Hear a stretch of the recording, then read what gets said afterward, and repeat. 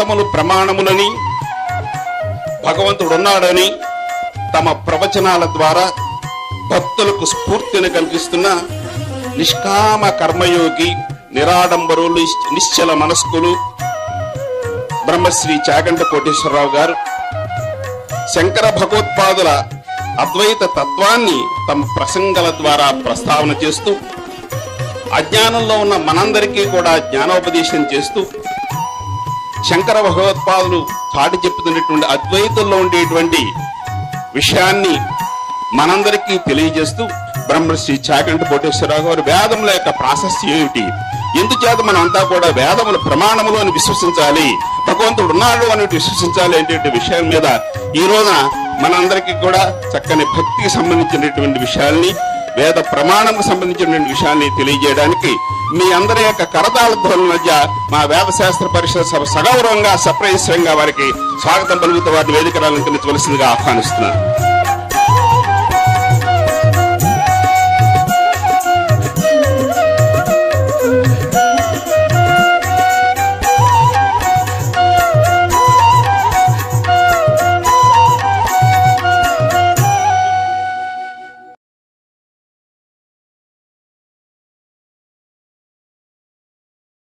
గణానాం త్వా త్వా గణానాం గణానాం త్వా గణపతిం గణపతిం త్వా గణానాం త్వా గణపతిం త్వా గణపతిం గణపతిం త్వా త్వా గణపతిగో హవామహే హవామహే గణపతిం త్వా త్వా గణపతిగో హవామహే గణపతిగో హవామహే హవామహే గణపతిం గణపతిగో హవామహే కవిం కవిగో హవామహే గణపతిం గణపతిగో హవామహే కవిం గణపతిమితి గణపతిం హవామహే కవిం కవిగో హవామహే హవామహే కవిం కవీనాం కవీనాం కవిగో హవామహే హవామహే కవిం కవీనాం కవిం కవీనాం కవీనాం కవిం కవిం కవీనాముపమశ్రవస్తమం కవీనాం కవిం కవిం కవీనాముపమశ్రవస్తమం కవీనాముపమశ్రవస్తమముపమశ్రవస్తమం కవీనాం కవీనాముపమశ్రవస్తమం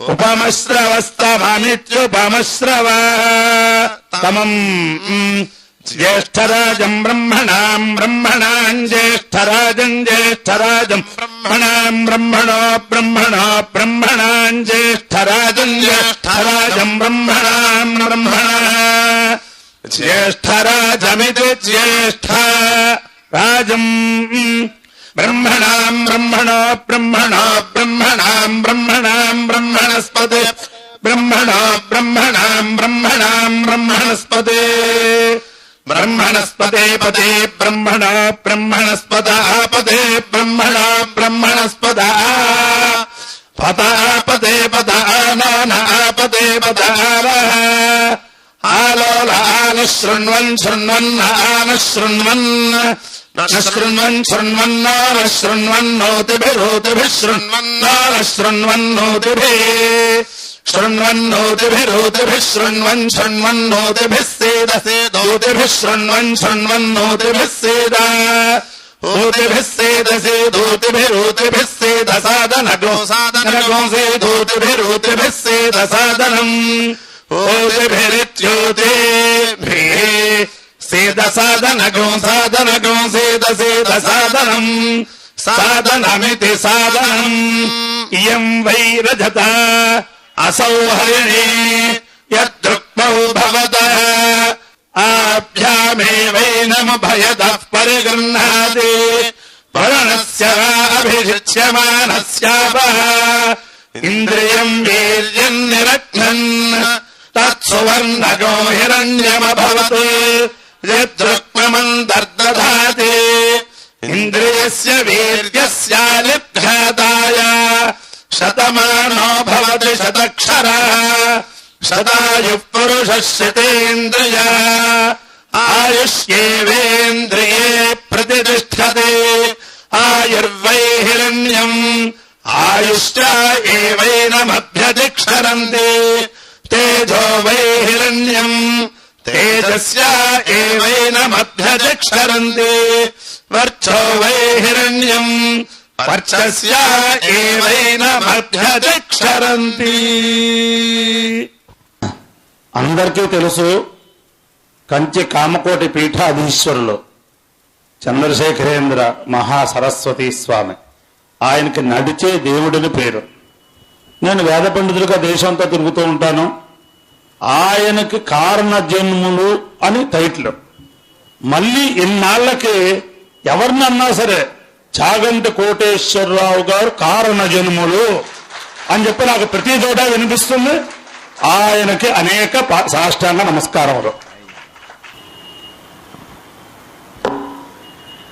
వ్యాసాయ విష్ణురూపాయ వ్యాసరూపాయ విష్ణవే నమో వై బ్రహ్మనిధయే వాసిష్ఠాయ నమో నమః. కూజంతం రామ రామేతి మధురం మధురాక్షరం ఆరుహ్య కవితాశాఖాం వందే వాల్మీకికోకిలం. శ్రుతిస్మృతిపురాణానాం ఆలయం కరుణాలయం నమామి భగవత్పాదశంకరం లోకశంకరం. వాగర్ధావివ సంపృక్తౌ వాగర్ధ ప్రతిపత్తయే జగతః పితరౌ వందే పార్వతీ పరమేశ్వరౌ. మనోజవం మరుతతుల్యవేగం జితేంద్రియం బుద్ధిమతాం వరిష్టం వాతాత్మజం వనరయూధముఖ్యం శ్రీరామదూతం శిరసా నమామి. ఆపదామపహర్తారం దాతారం సర్వసంపదాం లోకాభిరామం శ్రీరామం భూయో భూయో నమామ్యహం. హరి ఓం. పరమేశ్వర స్వరూపైన సభకి నమస్కారం. మా అమ్మగారు కష్టపడి ప్రసవ వేదన అనుభవించి నాకు జన్మనిచ్చినందుకు ఆవిడ పొందినటువంటి పరివేదన వృధా పోలేదు అని, నా జన్మలో వేదం చదువుకుని వేదార్థం తెలుసుకున్నటువంటి పెద్దలు ప్రతిరోజు వేదమంత్రములను ఆమ్నాయం చేయడం చేత పవిత్రమైనటువంటి కంఠములు కలిగినటువంటి వారు నా యందు అంత ప్రేమని చూపిస్తే వారి వాత్సల్యానికి నేను నోచుకుంటే ఇంకా నా జన్మకంతకన్నా కావలసింది ఉంది. కాబట్టి ఏ లోకంలో ఉన్నా మా అమ్మగారు ఈరోజు సంతోషిస్తారు.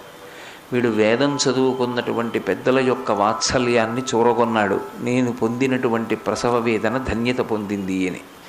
కాబట్టి ఇవాల్టి రోజు నా జీవితంలో నాకు మధురానుభూతిగా మిగిలిపోయేటటువంటి రోజు.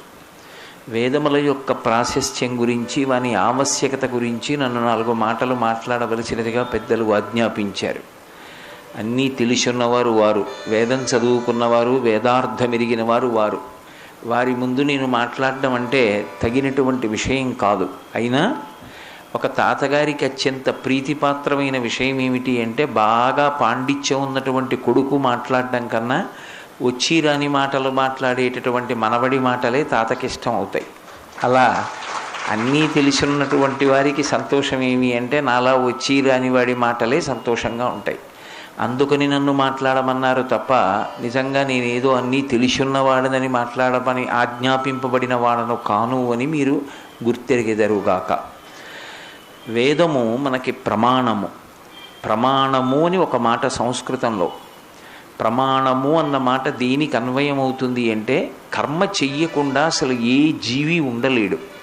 అది జరాయుజమా, అండజమా, ఉద్భుజమా, స్వేదజమా అన్నది పక్కన పెట్టండి. ఏ ప్రాణి అయినా కర్మ చేస్తూ ఉంటుంది. కర్మ అంటే ఏదో అనుకోకండి, కర్మ అంటే పని చేయడం. ఏదో ఒక పని చేస్తూనే ఉంటాడు. అయితే ఏదో ఒక పని చెయ్యడం కాదు జీవితానికి సార్థక్యం. చేసేటటువంటి పనులు ఏవై ఉండాలన్నది గుర్తెరిగి అది ఎలా చెయ్యాలన్నది తెలుసుకుని చేసిన నాడు ఈశ్వరుణ్ణి చేరడానికి మార్గం సుగమమవుతుంది. అనేకమైనటువంటి ప్రాణులుంటాయి. ప్రధానంగా శృంగగిరి పీఠాధిపతులు చంద్రశేఖర భారతీ మహాస్వామి వారు నరజన్మ ప్రాశస్త్యం గురించి మాట్లాడుతూ చెప్పినట్లు తిరియక్కులుంటాయి. భూమికి అడ్డంగా వెన్నుపా ఉండేటటువంటి ప్రాణులు.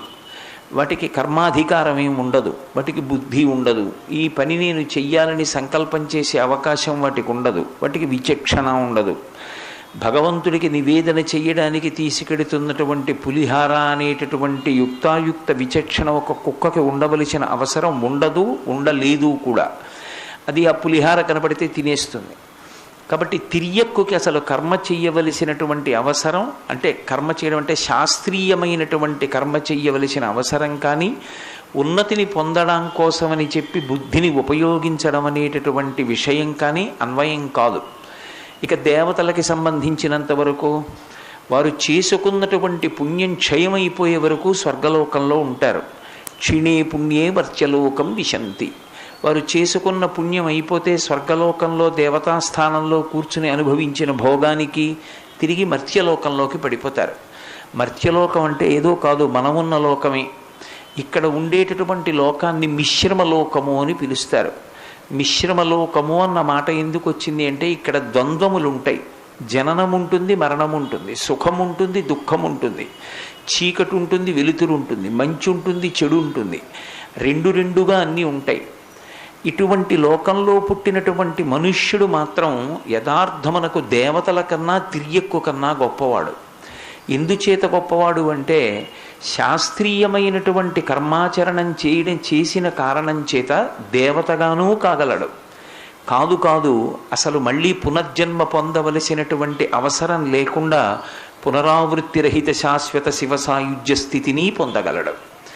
అలా పొందడానికి యోగ్యమైనటువంటి కర్మాచరణము చెయ్యగలిగినటువంటి అధికారమున్న ప్రాణి ఒక్క మనుష్యుడే. అయితే అధికారమున్నటువంటి ప్రాణి మనుష్యుడేమో కానీ కర్మ ఎలా చెయ్యాలి అన్నదానికి ఎవరు చెప్పినట్టు చేస్తే పరమేశ్వరుణ్ణి చేరుతాం?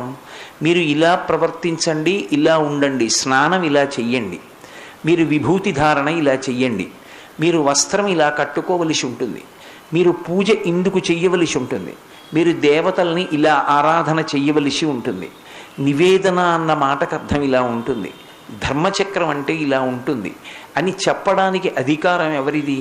ఎవరు చెప్పాలి?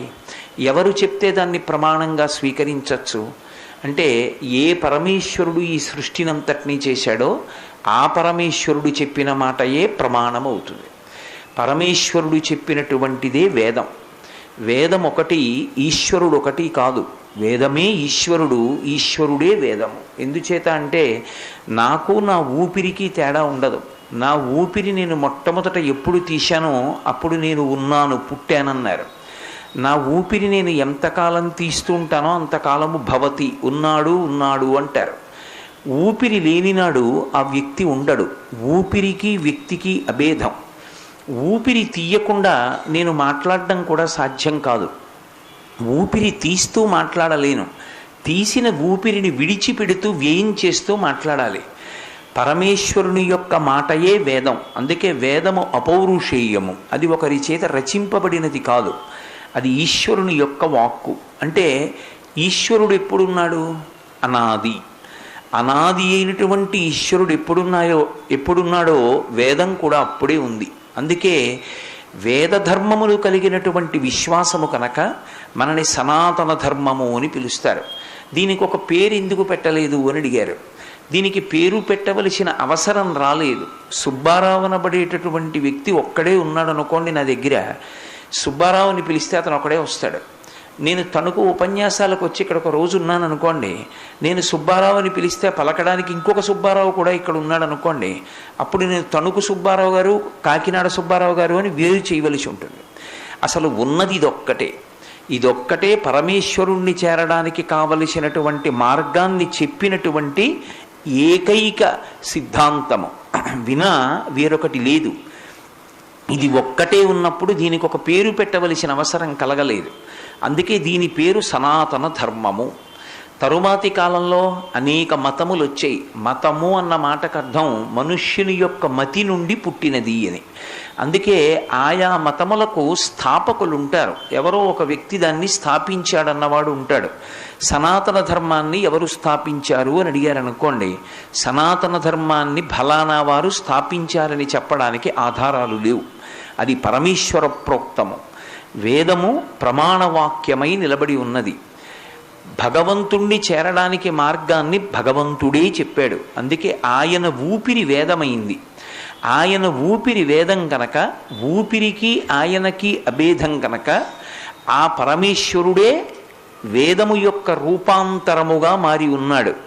కాబట్టి ఇప్పుడు అసలు భగవంతుణ్ణి చేరుకోవడానికి, ఒక మనుష్యుడు మనుష్యునిగా బ్రతకడానికి అనుష్ఠించవలసినటువంటి మార్గం తెలుసుకోవడానికి ఆధారమైనది ఏది అంటే శృతి ఒక్కటే. దాని పేరు శృతి.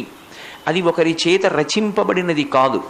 కానీ మరి ఇంతకాలం ఎలా ఉండగలిగింది, ఇంకా ఎందుకుంటుంది అంటే ఒక్క అక్షరం కూడా ఇందులో మార్పు చెందడానికి అవసరం ఏర్పడకుండా, అవకాశం లేకుండా దీన్ని జాగ్రత్త చేశారు.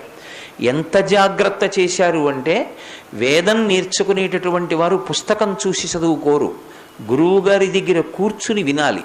చెవి సాధనంగా ఉంటుంది.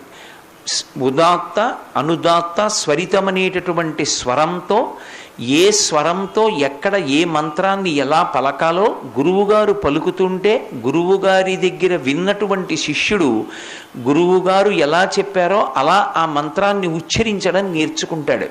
అందుకే గురు శిష్య సంబంధంగా ప్రవహించేది వేదం తప్ప గ్రంథస్థమై చదువుకునేటటువంటిది వేదం కాదు. అంత పరమ పవిత్రమైనటువంటి వేదంలో ఒక అక్షరం కూడా మార్పు చెందకుండా ఉండడం కోసమని మనకి దాన్ని రకరకాలుగా వేదాన్ని చదివేటటువంటి పద్ధతులు లోకంలోకి వచ్చాయి. ఘనపాఠము అని ఒక పాఠం, వేదంలో ఉన్నటువంటి మంత్రంలోని మాటని ముందు వెనకలకి చేర్చి ఆ మంత్రాన్ని పఠిస్తారు. ఎందుచేత అంటే ఒక్కటే కారణం, అందులో ఒక అక్షరం కూడా మార్పు చెందడానికి వీలు లేదు. కాలం మారిపోయిందండి, ఇంకా వేదం పనికొస్తుందా అంటుంటారు. నేను ఒక్క ప్రశ్న అడుగుతాను, మీరు ఆలోచించండి.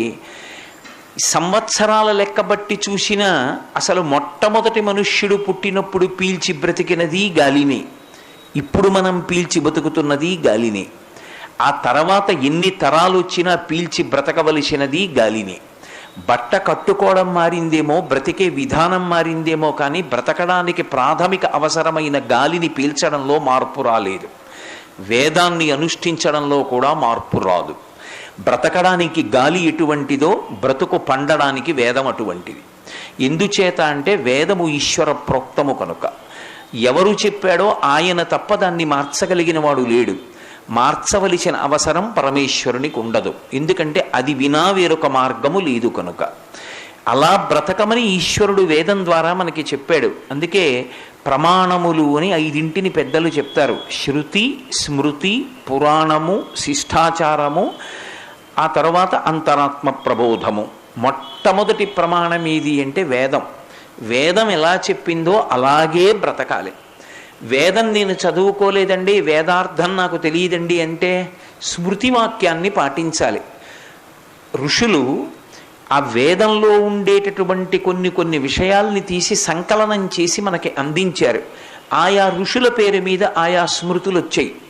ఆ స్మృతి గ్రంథములను చదివినప్పటికీ శృతిలో చెప్పబడినటువంటి విషయాన్నే మనం అనుష్ఠించడం సాధ్యమవుతుంది. ఎందుకంటే స్మృతి శృతి కన్నా విభేదించి మాట్లాడదు. కాళిదాస మహాకవి రఘువంశం చేస్తూ శృతేరివార్థం స్మృతిరన్వగచ్చత్ అంటాడు. ఒక ఆవు వెంట దూడ ఎలా వెడుతుందో అలా శృతి వెంట స్మృతి వెడుతుంది. అందుకే శృతి తెలియని వాళ్ళకి స్మృతి ప్రమాణవాక్కు. శృతి స్మృతి కూడా నాకు తెలియదండి అంటే పురాణాన్ని ప్రధానంగా తీసుకుంటారు. మనకి దేవాలయ వ్యవస్థ ఎందుకు ఏర్పడింది అంటే దేవాలయ వ్యవస్థ ప్రత్యేకంగా ఎవరో కొంతమంది కొరకు అని కాదు, అందరూ తరించడానికి ప్రధానమైనటువంటి కేంద్రంగా దేవాలయాన్ని తీర్చిదిద్దారు. ఆత్మోద్ధరణకి కావలసినటువంటి కేంద్రం దేవాలయం. అందుకే దేవాలయంలో నేను ప్రవేశించి ఈశ్వరుణ్ణి సేవించుకోవడానికి నాకు అవకాశం లేదని ఎవరు అనడానికి ఉండదు. ఒక చర్మకారుడు ఉంటాడు, ఈశ్వరుడికి చెప్పులు కుట్టి బహూకరిస్తాడు. ఈశ్వరుడి పల్లకి వెడుతుంటే డప్పు కొట్టి ఆ ముందు నడుస్తాడు. ఒక రజకుడు ఉంటాడు, భగవంతుడికి కట్టి విప్పిన వస్త్రాలని ఉతికి తీసుకెళ్లి మళ్ళీ బహూకరిస్తాడు. ఒంట్లో బలమున్న వ్యక్తి ఉంటాడు, దేవాలయాన్ని తుడుస్తాడు, పల్లకి పట్టుకుంటాడు. మంత్రం వచ్చిన వ్యక్తి ఉన్నాడు, ఆయన ముఖమంటపంలో కూర్చుని ఆ వేద మంత్రాలు చదువుతాడు. వ్యాకరణం వచ్చిన వ్యక్తి ఉన్నాడు, దేవాలయంలో వ్యాకరణ మంటపంలో కూర్చుని శిష్యులకి వ్యాకరణం చెప్తాడు. ఒక సువాసిని ఉంది, ఆమె దేవాలయ ప్రాంగణంలో ఆవు పేడతో నీళ్లు జల్లి ముగ్గు పెడుతుంది. దేవాలయాన్ని ఆధారంగా చేసుకుని ఎవరైనా ఉన్నతిని పొందాలి తప్ప దేవాలయం ప్రధాన కేంద్రంగా ఉంటుంది. ఆ కేంద్రాన్ని ఆధారం చేసుకుని ఈశ్వరుణ్ణి చేరుకునే ప్రయత్నం చేస్తారు. ఒక ఐశ్వర్యవంతుడు ఉన్నాడు. ఆయన ఇంట్లో ఉన్నటువంటి మూర్తికి పెద్ద వజ్రఖచితమైనటువంటి కిరీటం పెట్టుకోవడం కుదరదు. ఈశ్వరుడు వజ్ర కిరీటం పెట్టుకుంటే చూడాలని కోరికున్న నాబోటిగాడికి తీరకపోవచ్చు. ఐశ్వర్యవంతుడైన వ్యక్తి వజ్ర కిరీటాన్ని చేయించి దేవాలయంలో ఉన్న మూర్తికి అలంకారం చేయిస్తాడు. ఇప్పుడు నాబోంట్లందరూ వెళ్ళి ఆ వజ్ర కిరీట ధారణ చేసినటువంటి స్వామి యొక్క ముఖారవిందాన్ని చూసి పరవశించిపోతాం. ధనికుడికి నిర్ధనుడికి, బలం ఉన్నవాడికి బలం లేనివాడికి, చదువు వచ్చిన వాడికి చదువు రానివాడికి అందరికీ కూడా ఈశ్వరుణ్ణి చేరుకోవడానికి మార్గం ఎక్కడ పెట్టారు అంటే దేవాలయ వ్యవస్థ యందు పెట్టారు. ఈ దేవాలయ వ్యవస్థ యందు పెట్టి ప్రతిరోజు సాయంకాలం అయ్యేటప్పటికి పురాణ ప్రవచనం. ప్రవచనం అంటే ఉపన్యాసం కాదు, ప్రవచనం అంటే ప్రకృష్ట వచనం. ఒక స్తంభాన్ని పాతినప్పుడు పందిరి వేసేటప్పుడు ప్రధాన స్తంభం వేస్తారు మధ్యలో. ఆ స్తంభాన్ని వేసి గట్టిగా ఉందో లేదో చూడడానికి ఎవరు పాతాడో ఆయనే ఊపి చూస్తాడు. ఆ స్తంభం కొద్దిగా ఊగుతోందని అనుమానం వచ్చిందనుకోండి, మరికొన్ని రాళ్ళు తెచ్చి ఆ స్తంభం మొదట్లో వేసి గుణపాన్ని వెనక్కి తిప్పి గుచ్చుతాడు. గుచ్చి తన కాలుతో తొక్కి ఇంకొకసారి ఊపి చూస్తాడు. ఈ స్తంభం కదలట్లేదు అన్న తర్వాత విడిచిపెడతాడు. ప్రవచనం అన్న మాటకు అర్థం ఏమిటంటే వేదంలో చెప్పబడిన విషయాన్ని భూతద్దంలో పురాణం చూపిస్తుంది. సర్గశ్చ ప్రతిసర్గశ్చ వంశో మన్వంతరాణి చ వంశానుచరితం చైవ పురాణం పంచలక్షణం. ఒక జీవుడు ఆయన యాత్రని చెప్తుంది పురాణం. కేవలం ఎవరో ఒక రాజు ఉన్నాడు, శివాజీ ఉన్నాడు. శివాజీ ఎప్పుడు పుట్టాడు, ఎప్పుడు శరీరం విడిచిపెట్టాడు, చరిత్ర అక్కడితో పూర్తయిపోతుంది. జీవుడు శివాజీ శరీరంలోకి ఏ కారణం చేత వచ్చాడు, శివాజీ శరీరంలోకి వచ్చినప్పుడు ఆయనకి ఎందుకు సనాతన ధర్మాన్ని పరిరక్షించాలనేటటువంటి కోరిక కలిగింది, శరీరం పడిపోయిన తరువాత ఆ జీవుడు ప్రయాణం చేసి ఎటు వెళ్ళాడు, చిట్ట చివర ఎలా తరించాడన్న విషయాన్ని మనకి పురాణం చెప్తుంది. పురాణం శృతిలో ఉన్న విషయాన్ని ఆధారం చేసుకుంటుంది. ఇప్పుడు భూతద్దంలో వేదాన్ని చూపించినటువంటి పురాణాన్ని చదువుకున్నటువంటి వారు, ఆ పురాణాన్ని విన్నటువంటి వారికి ధర్మమునందు అనురక్తి కలుగుతుంది. ఆ ధర్మమునందు అనురక్తి కలిగితే ఇవాళ సాయంకాలం పురాణ ప్రవచనం వింటాడు, రేపు ప్రొద్దున్న లేచి తన పనిలోకి తాను వెళ్ళినప్పుడు ధర్మాన్ని ప్రధానంగా చేసుకుని ప్రవర్తించడం నేర్చుకుంటాడు. అలా ప్రవర్తించడం నేర్చుకోవడానికి ఆధారభూతమైనది ఏది అంటే పురాణ ప్రవచనం. ఆ ధర్మాన్ని నేర్పడం కోసం మూడవ ప్రమాణమైనటువంటి పురాణాన్ని, దేవాలయాన్ని కేంద్రంగా చేసుకుని ప్రవచనం చేసేటటువంటి అలవాటు ఈ దేశంలో వచ్చింది. చాలామందిలో విదేశీయుల్లో ఒక అపోహ, వీళ్ళు ఎందుకు సాయంకాలం అయ్యేటప్పటికీ దేవాలయాల్లో కూర్చుని అదే పనిగా రామాయణం చెప్తూనే ఉంటారు, వినేవాళ్ళు వింటూనే ఉంటారు, చిన్నతనం నుంచి విన్న రామాయణం కొత్తగా శరీరం విడిచిపెట్టే వరకు వినవలసిన అవసరం ఏముందనుకుంటారు. కాదు, ఎందుకు వినాలి అంటే రామాయణం ఎంత వింటే ధర్మమునందు అంత అనురక్తి కలుగుతుంది. ధర్మమునందు ఎంత అనురక్తి కలిగితే మనుష్య జన్మకంత ప్రయోజనం కలుగుతుంది. ధర్మమునందు అనురక్తి కలగడం చేతనే సమాజమునందు శాంతి నిలబడుతుంది. శాంతికి కారణమైనటువంటి ధర్మం వేదమునందు చెప్పబడితే ఆ వేదంలో ఉన్న ధర్మాన్ని అందరూ అందుకోలేరని పురాణంగా ప్రవచనం చేసి దేవాలయాన్ని కేంద్రంగా చేసుకుని సమాజమునందు శాంతి స్థాపన చేసేటటువంటి ప్రయత్నం చేసి మనుష్య జన్మ యొక్క సార్థక్యాన్ని కల్పించినటువంటి గడ్డ కర్మభూమి ఈ దేశం ఒక్కటే. అందుకే ప్రమాణవాక్కులలో మూడవది పురాణం, నాలుగవది శిష్టాచారం. ఒకవేళ నాకు వేదము తెలియదండి, స్మృతి తెలియదండి, పురాణము తెలియదండి అంటే ఆ ఊళ్ళో ఉన్నటువంటి పెద్దలైనటువంటి వారంటే శాస్త్రం ఎరిగిన వారు ఎలా ప్రవర్తిస్తారో చూసి వారి ప్రవర్తనని ప్రమాణంగా తీసుకుని ప్రవర్తిస్తారు. అందుకని నాలుగవది శిష్టాచారం. ఐదవది అంతరాత్మ. ఈ నాలుగు సమాజంలో అందుబాటులో లేకుండా పోతే అటువంటి రోజు రాకుండుగాక. అలా నాలుగు అందుబాటులో లేకుండా పోతే అప్పుడు అంతరాత్మ చెప్పినటువంటి మాట వినాలి. కలియుగము అని గుర్తేమిటంటే పై నాలుగు ప్రమాణములను విడిచిపెట్టి అంతరాత్మని ప్రమాణంగా చేసుకుని నేను ప్రవర్తిస్తానని చెప్పి ప్రమాణ స్వీకారం చేయడం. మొట్టమొదటి ప్రమాణం ఏది అంటే మనుష్య జన్మకి శృతి, వేదం ప్రమాణం. తస్మాత్ శాస్త్రం ప్రమాణంతే కార్యాకార్య వ్యవస్థితవు అంటాడు గీతాచార్యుడు. ఒక పని ఎలా చెయ్యాలి, ఎందుకు చెయ్యాలి అన్న మీమాంస ఏర్పడినప్పుడు, అనుమానం ఏర్పడినప్పుడు ఆ పని ఎలా చెయ్యాలో చెప్పడానికి అధికారం ఉన్నది ఏది అంటే ఒక్క శాస్త్రమునకే అధికారం ఉన్నది. ఏది శాస్త్రము? శాసనాత్ శంసనాత్ ఇది శాస్త్రం. శాసించి చెప్పేది, రాజశాసనంలా చెప్పేది, నువ్వు ఇలా ఉండాలని శాసించి చెప్పేది ఏది ఉన్నదో దానికి శాస్త్రమని పేరు. ఏది శాస్త్రము అంటే వేదమే శాస్త్రము. మొట్టమొదటి శాస్త్రం ఏది అంటే వేదం. శంకర భగవత్పాదాచార్య స్వామి వారు ఈ లోకంలో అవతరించి మహాసముద్రమంతటి వాంగ్మయాన్ని ఇచ్చి అవతార పరిసమాప్తి చేస్తుంటే శిష్యులు వెళ్ళి శంకరుల్ని అడిగారు, అయ్యా మీరు సముద్రమంత వాంగ్మయాన్ని ఇచ్చారు, అవతార పరిసమాప్తి చేస్తున్నారు, ఈ వాంగ్మయం మేము ఎప్పటికి చదువుకుంటాం, ఎప్పటికి అనుష్ఠిస్తాం? మేము తప్పకుండా పాటించవలసినటువంటి విషయాల్ని సులభ రీతిలో మాకు అర్థమయ్యేటట్టుగా సంక్షిప్తంగా చెప్పవలసింది అన్నారు. శంకర భగవత్పాదులు చెప్పిన మాట, వేదో నిత్యమధీయతాం తదిదితం కర్మస్వనుష్ఠీయతాం. వేదమును ప్రమాణముగా స్వీకరించండి. రోజు వేదంలో చెప్పినటువంటి విషయాలు తెలుసుకోండి. వేదం ఎలా చెప్పిందో అలాగే మీరు ప్రవర్తించండి. మీకు మాట్లాడగలిగిన శక్తి, బుద్ధిశక్తి, వాదించగలిగిన శక్తి ఉన్నా అది శాస్త్రాన్ని సమర్థించడానికి స్వీకరించండి తప్ప శాస్త్రాల్ని విమర్శించడానికి ఎప్పుడూ మీ బుద్ధిని, మీ వాక్శక్తిని వాడకండి. దుస్తర్కాస్తు విరమ్యతాం, శంకరుల యొక్క ఆదేశం. శాస్త్ర విరుద్ధంగా వాదించడం, శాస్త్ర విరుద్ధమైనటువంటి వాదన చేసేటటువంటి వాళ్లతో వాదించే ప్రయత్నం చెయ్యడం కూడా అసలు శాస్త్ర విరుద్ధమైనటువంటి వాదనలు బలపడడానికి కారణమవుతుంది. అందుకే ఎక్కడ చెప్పినా ఒక మాట చెప్తారు, భగవద్భక్తి లేనివాడికి, శాస్త్రమును ప్రమాణముగా అంగీకరించినటువంటి వాడికి ఈ విషయాన్ని బోధ చెయ్యవద్దు అని చెప్తారు. ఎందుచేత అంటే అటువంటి వాడికి బోధ చేసి అటువంటి వాడితో వాదన చేస్తే మన బుద్ధి కూడా తత్తరపాటుకి గురి కావచ్చు. వాదనలు పెరగడానికి, సమాజంలో యువతల పక్షం వైపుకి కొంతమంది ఒరగడానికి నువ్వు కారణమవుతావు. అందుకే నీకు బుద్ధి ఉన్నది అని గుర్తేమిటంటే ఎన్నడూ శాస్త్రమునకు విరుద్ధమైన మాట నువ్వు మాట్లాడరాదు.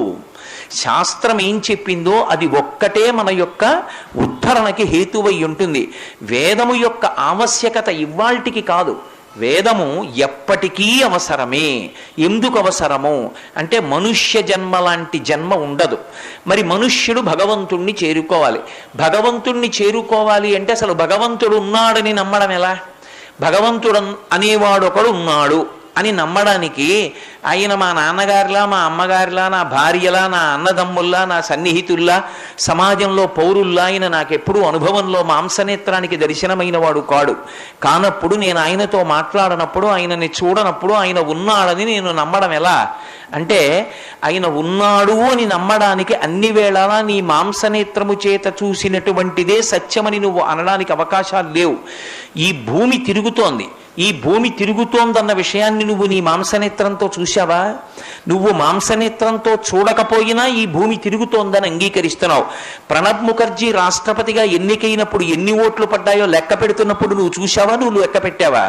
రాష్ట్రపతిగా ఆయన ఎన్నికైతే నువ్వు నమస్కారం పెట్టి ప్రథమ పౌరుడు అని విశ్వసిస్తున్నావు. నువ్వు చూడని విషయాలు సత్యాలని అంగీకరిస్తున్నావు. నీ కంటితో చూసినవి నీకు సత్యంగా కనపట్టలేదు. అన్నీ కనపడినవే సత్యాలు కావు. శాస్త్రము ప్రమాణముగా తీసుకుని సత్యమును అంగీకరించవలసి ఉంటుంది.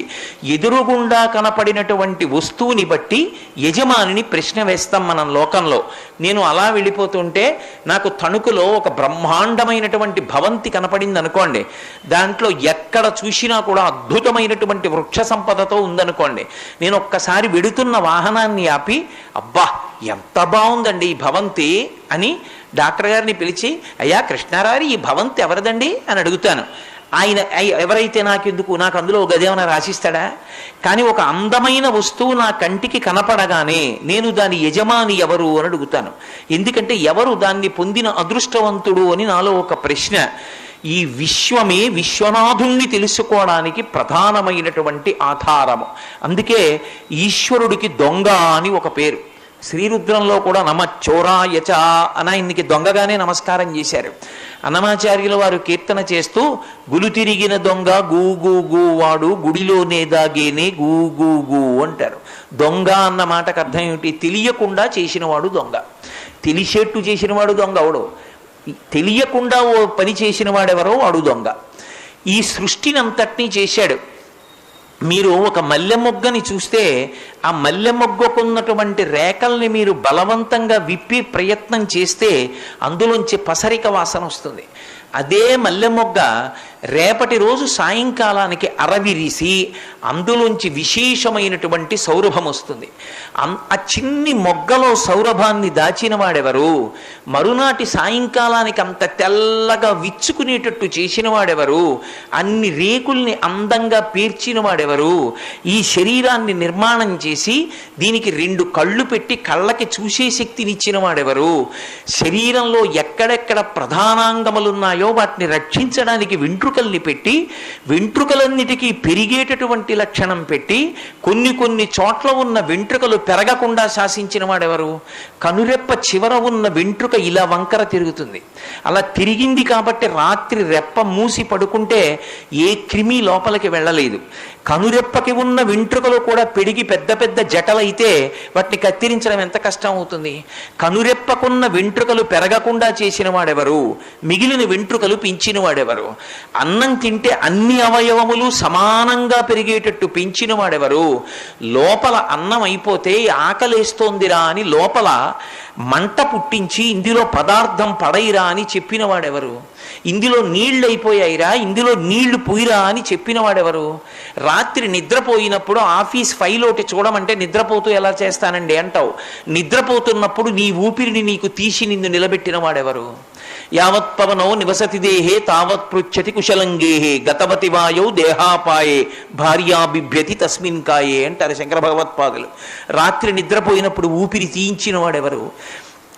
రాత్రి పదార్థం అంతా తిని పడుకుంటే తెల్లవారేటప్పటికి జీర్ణం చేసి అందులో ఉన్నటువంటి ప్రధానమైనటువంటి పదార్థాన్ని శక్తిగా రక్తంలోకి కలిపి మిగిలిపోయినటువంటి పిప్పిని బయటికి పంపించడానికి సిద్ధం చేసి సంవరణీకండరములు సడలిపోయేటట్టుగా చేసిన వాడెవరు? ఇందులోకి నీరు కావలసి వస్తే బ్రహ్మాండంలో నీరు పెట్టి బ్రహ్మాండంలో నీరు పిండాండంలో పోస్తే పిండాండంలో మిగిలిపోయినటువంటి మలినమైన జలాన్ని మళ్ళీ పుచ్చుకోవడానికి బ్రహ్మాండంలో ఏర్పాటు చేసినటువంటి మహానుభావుడెవరు? ఇన్ని ప్రాణులు పడిపోతే ధనంజయ వాయు రూపంలో ఆ శరీరములన్నీ కూడా మళ్ళీ పగిలిపోయి భూమిలో కలిసిపోయేటట్టుగా చేస్తున్న వాడెవరు? వాడెవరో నీ కంటికి కనపడకపోవచ్చు. అన్నీ నీ కంటికి కనపడడం కేవలం నీకు ఉన్నదని తెలిసినంత మాత్రం చేత సాధ్యం కాదు. నెయ్యి ఎక్కడి నుంచి వస్తుంది అంటే పాలలోంచే వస్తుంది. అది పరమసత్యం. నెయ్యి ఎక్కడుంటుంది? పాలలోనే ఉంటుంది. కానీ పాలలో నేతిని చూపించండి అంటే సాధ్యం కాదు. కొంత పరిశ్రమ చెయ్యాలి.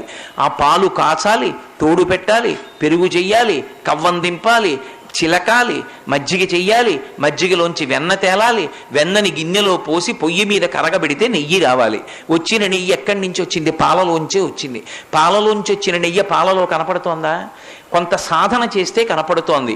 విశ్వమంతటా నిండిన విశ్వనాథుడు కనపడాలంటే కొంత సాధన చేస్తే కనపడతాడని వేదం చెప్తోంది. వేదాహమేకం పురుషం మహాంతం ఆదిత్యవర్ణం తమసస్తు పారే సర్వాణి రూపాణి విచిత్య ధీర నామాని కృత్వాభివదన్ యదాస్తే. ఆయన ప్రతిజ్ఞ కూడా అదే.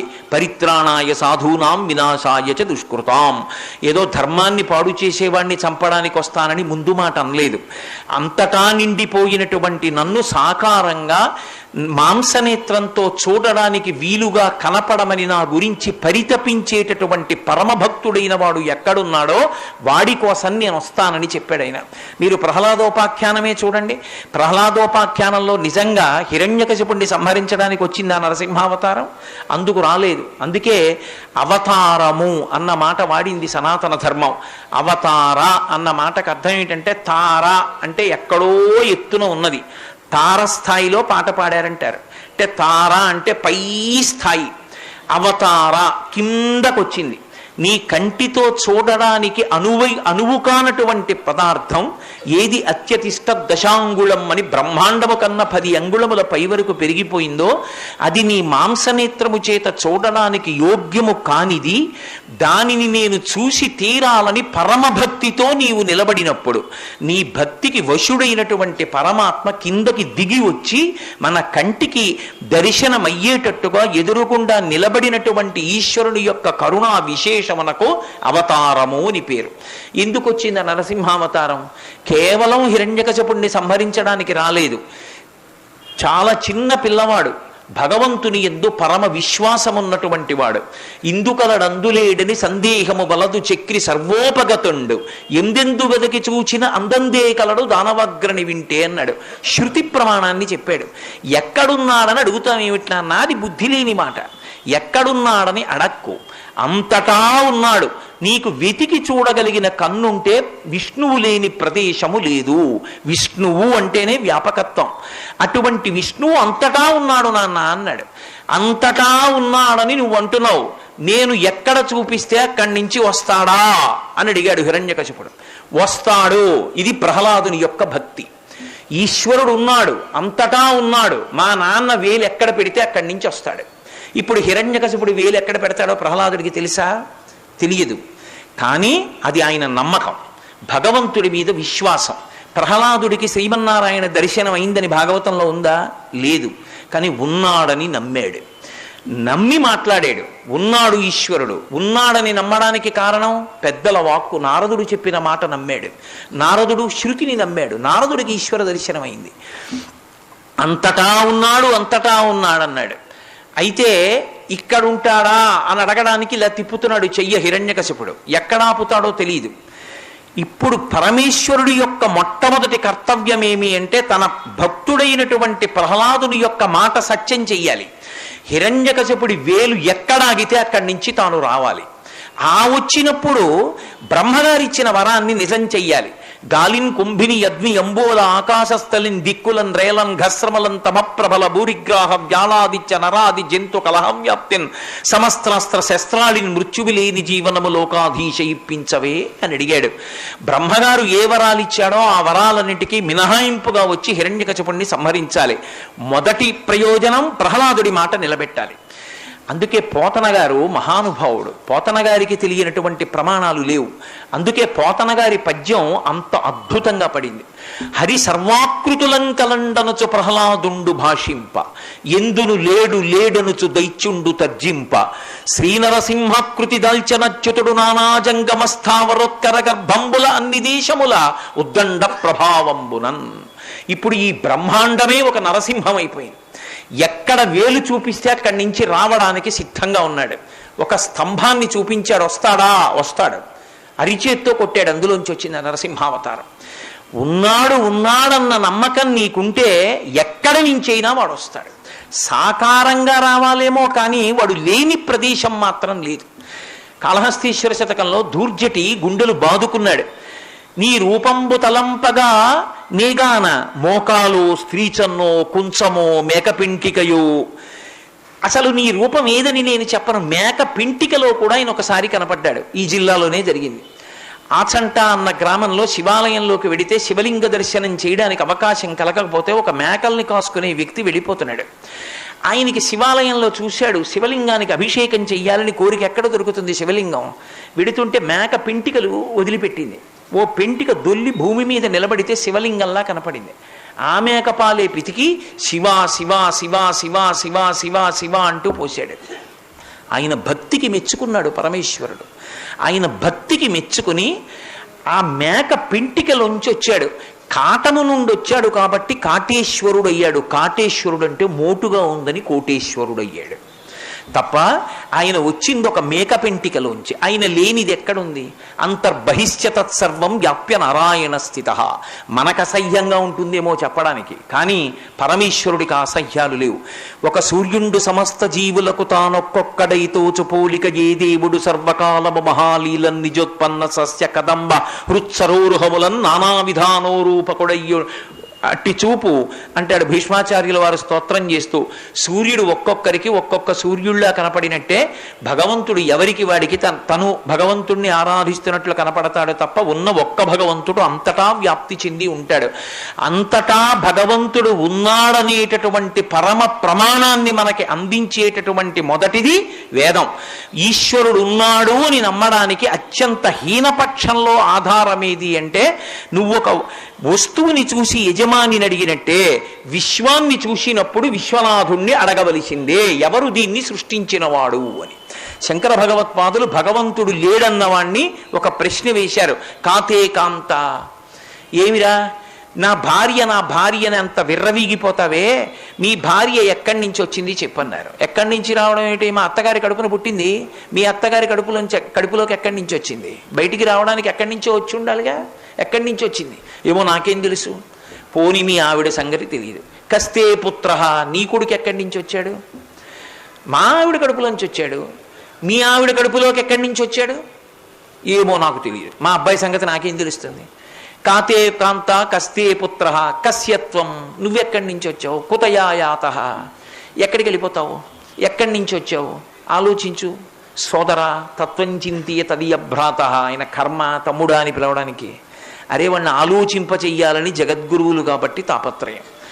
ఆలోచించరా తమ్ముడా ఒక్కసారి, ఎందుకురా ఇలా పాడైపోతావు? ఒకడు ఉన్నాడు దీన్ని తయారు చేసినవాడు, వాడు లేని నాడు ఇవన్నీ జరగవు. నీటికి ప్రవహించే శక్తిని వాయువుకి అంతటా ఉండేటటువంటి అవకాశాన్ని పరమేశ్వరుడు ఇచ్చి ఉండకపోతే, అగ్నికి ఊర్ధ్వముఖ చలనాన్ని నీటికి పల్లానికి వెళ్ళే శక్తిని ఇచ్చి ఉండకపోతే మనం ఎక్కడున్నాం ఆలోచించండి. అగ్ని అడుక్కెడుతుందన్నాడు అనుకోండి ఈశ్వరుడు, వంట ఎలా చేస్తాం? హోమం ఎలా చేస్తాం? యజ్ఞం ఎలా చేస్తాం? అగ్నిని పైకి లేచేట్టు చేసింది మనమా? నీరు కిందకెళ్ళేట్టు చేశాడు కాబట్టి దాహం వేస్తే గుక్కడి నీళ్లు తాగితే గబగబా పల్లానికి కడుపులో కెడితే ప్రాణాలు నిలబడుతున్నాయి. లింగపురాణంలో వ్యాసుడు అంటాడు, సంజీవనం సమస్తస్య జగత సలిలాత్మిక భవయుత్యుచ్యతే మూర్తిర్భవస్య పరమాత్మనః అంటాడు. లోకములను నిలబెడుతున్నాడు ఆయన నీటి రూపంలో ఉండి నిలబెడుతున్నాడు కాబట్టి ఇక్కడ నీళ్లు పోస్తే ఇక్కడికి గబగబా ప్రవహించి కిందకెడుతున్నాయి. నీళ్లు పైకెడతాయి, అగ్ని కిందకెడుతుందంటే వంట జరుగుతుందా? నీళ్లు కడుపులో కెడతాయా? ఎలా నిలబడుతుంది ప్రపంచం?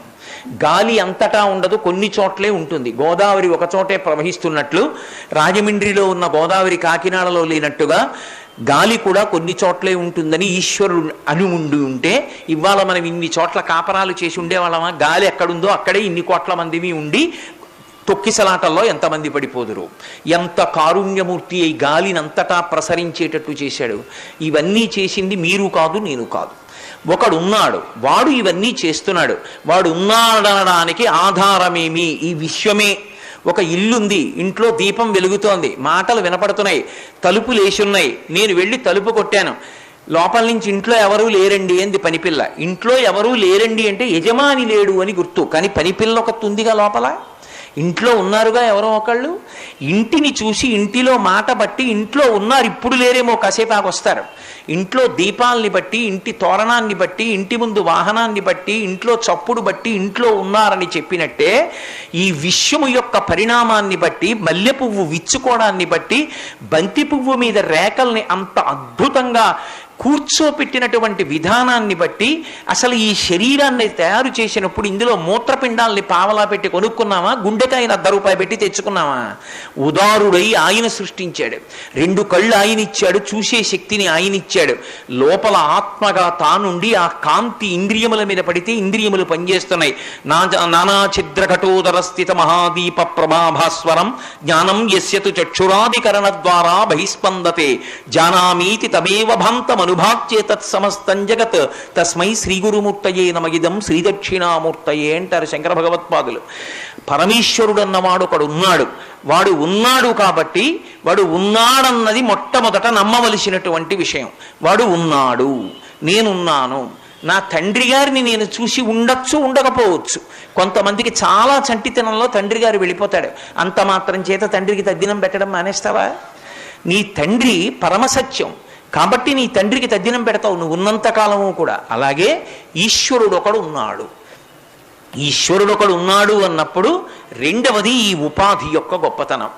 ఈ ఉపాధిలో ఉన్నావు కాబట్టి శాస్త్రాన్ని పాటించి మళ్ళీ పుట్టవలసిన అవసరం లేని మోక్షానికి వెళ్ళచ్చు.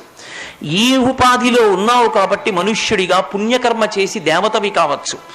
ఈ ఉపాధిలోనే ఉండి ఈశ్వరుడు బుద్ధినిచ్చినప్పుడు సక్రమంగా వినియోగించుకోకుండా శాస్త్ర ధిక్కారం చేసి ప్రవర్తిస్తే తిరియక్కుగా వెళ్ళిపోయి కొన్ని కోట్ల జన్మల పాటు పశుపక్షాది పిపీలికాది పర్యంతంలో ఎక్కడో వెళ్ళి పడిపోవచ్చు. ఇచ్చినటువంటి బుద్ధి శాస్త్రాన్ని ప్రమాణంగా తీసుకుని ప్రవర్తించడానికి పనికి రావాలి తప్ప శాస్త్రధిక్కారం చేసి బ్రతుకు పాడు చేసుకోవడానికి పనికి రాకూడదు. కాబట్టి ఇప్పుడు ఈశ్వరుణ్ణి చేరుకోవడానికి మార్గం ఏది అంటే ఈశ్వరుడే, ఆయన చెప్పిన మాటయే ప్రమాణము. కాబట్టి వేదం ప్రమాణం. వేదము ప్రమాణమైన ఉన్నప్పుడు దాని ఆవశ్యకత ఇవాళ ఉన్న మనక కాదు. ఎప్పుడు ఎవరు ఏ యుగంలో ఉన్నా వేదమే ప్రమాణం. ఆ వేదము ధర్మాన్ని చెప్తుంది. వేదము యొక్క గొప్పతనం ఎక్కడుంది అంటే ధర్మాన్ని చెప్పేది వేదమే. ధర్మము అన్న మాటకు అర్థం ఏమిటంటే అది ప్రమాణమై ఉన్నది. నువ్వు ఏ పని చెయ్యి, నువ్వు చేసేటటువంటి పనులన్నీ కూడా ధర్మమన్న చట్రంలోకి ఇముడుతున్నాయా లేదా చూసుకుని చెయ్యాలి.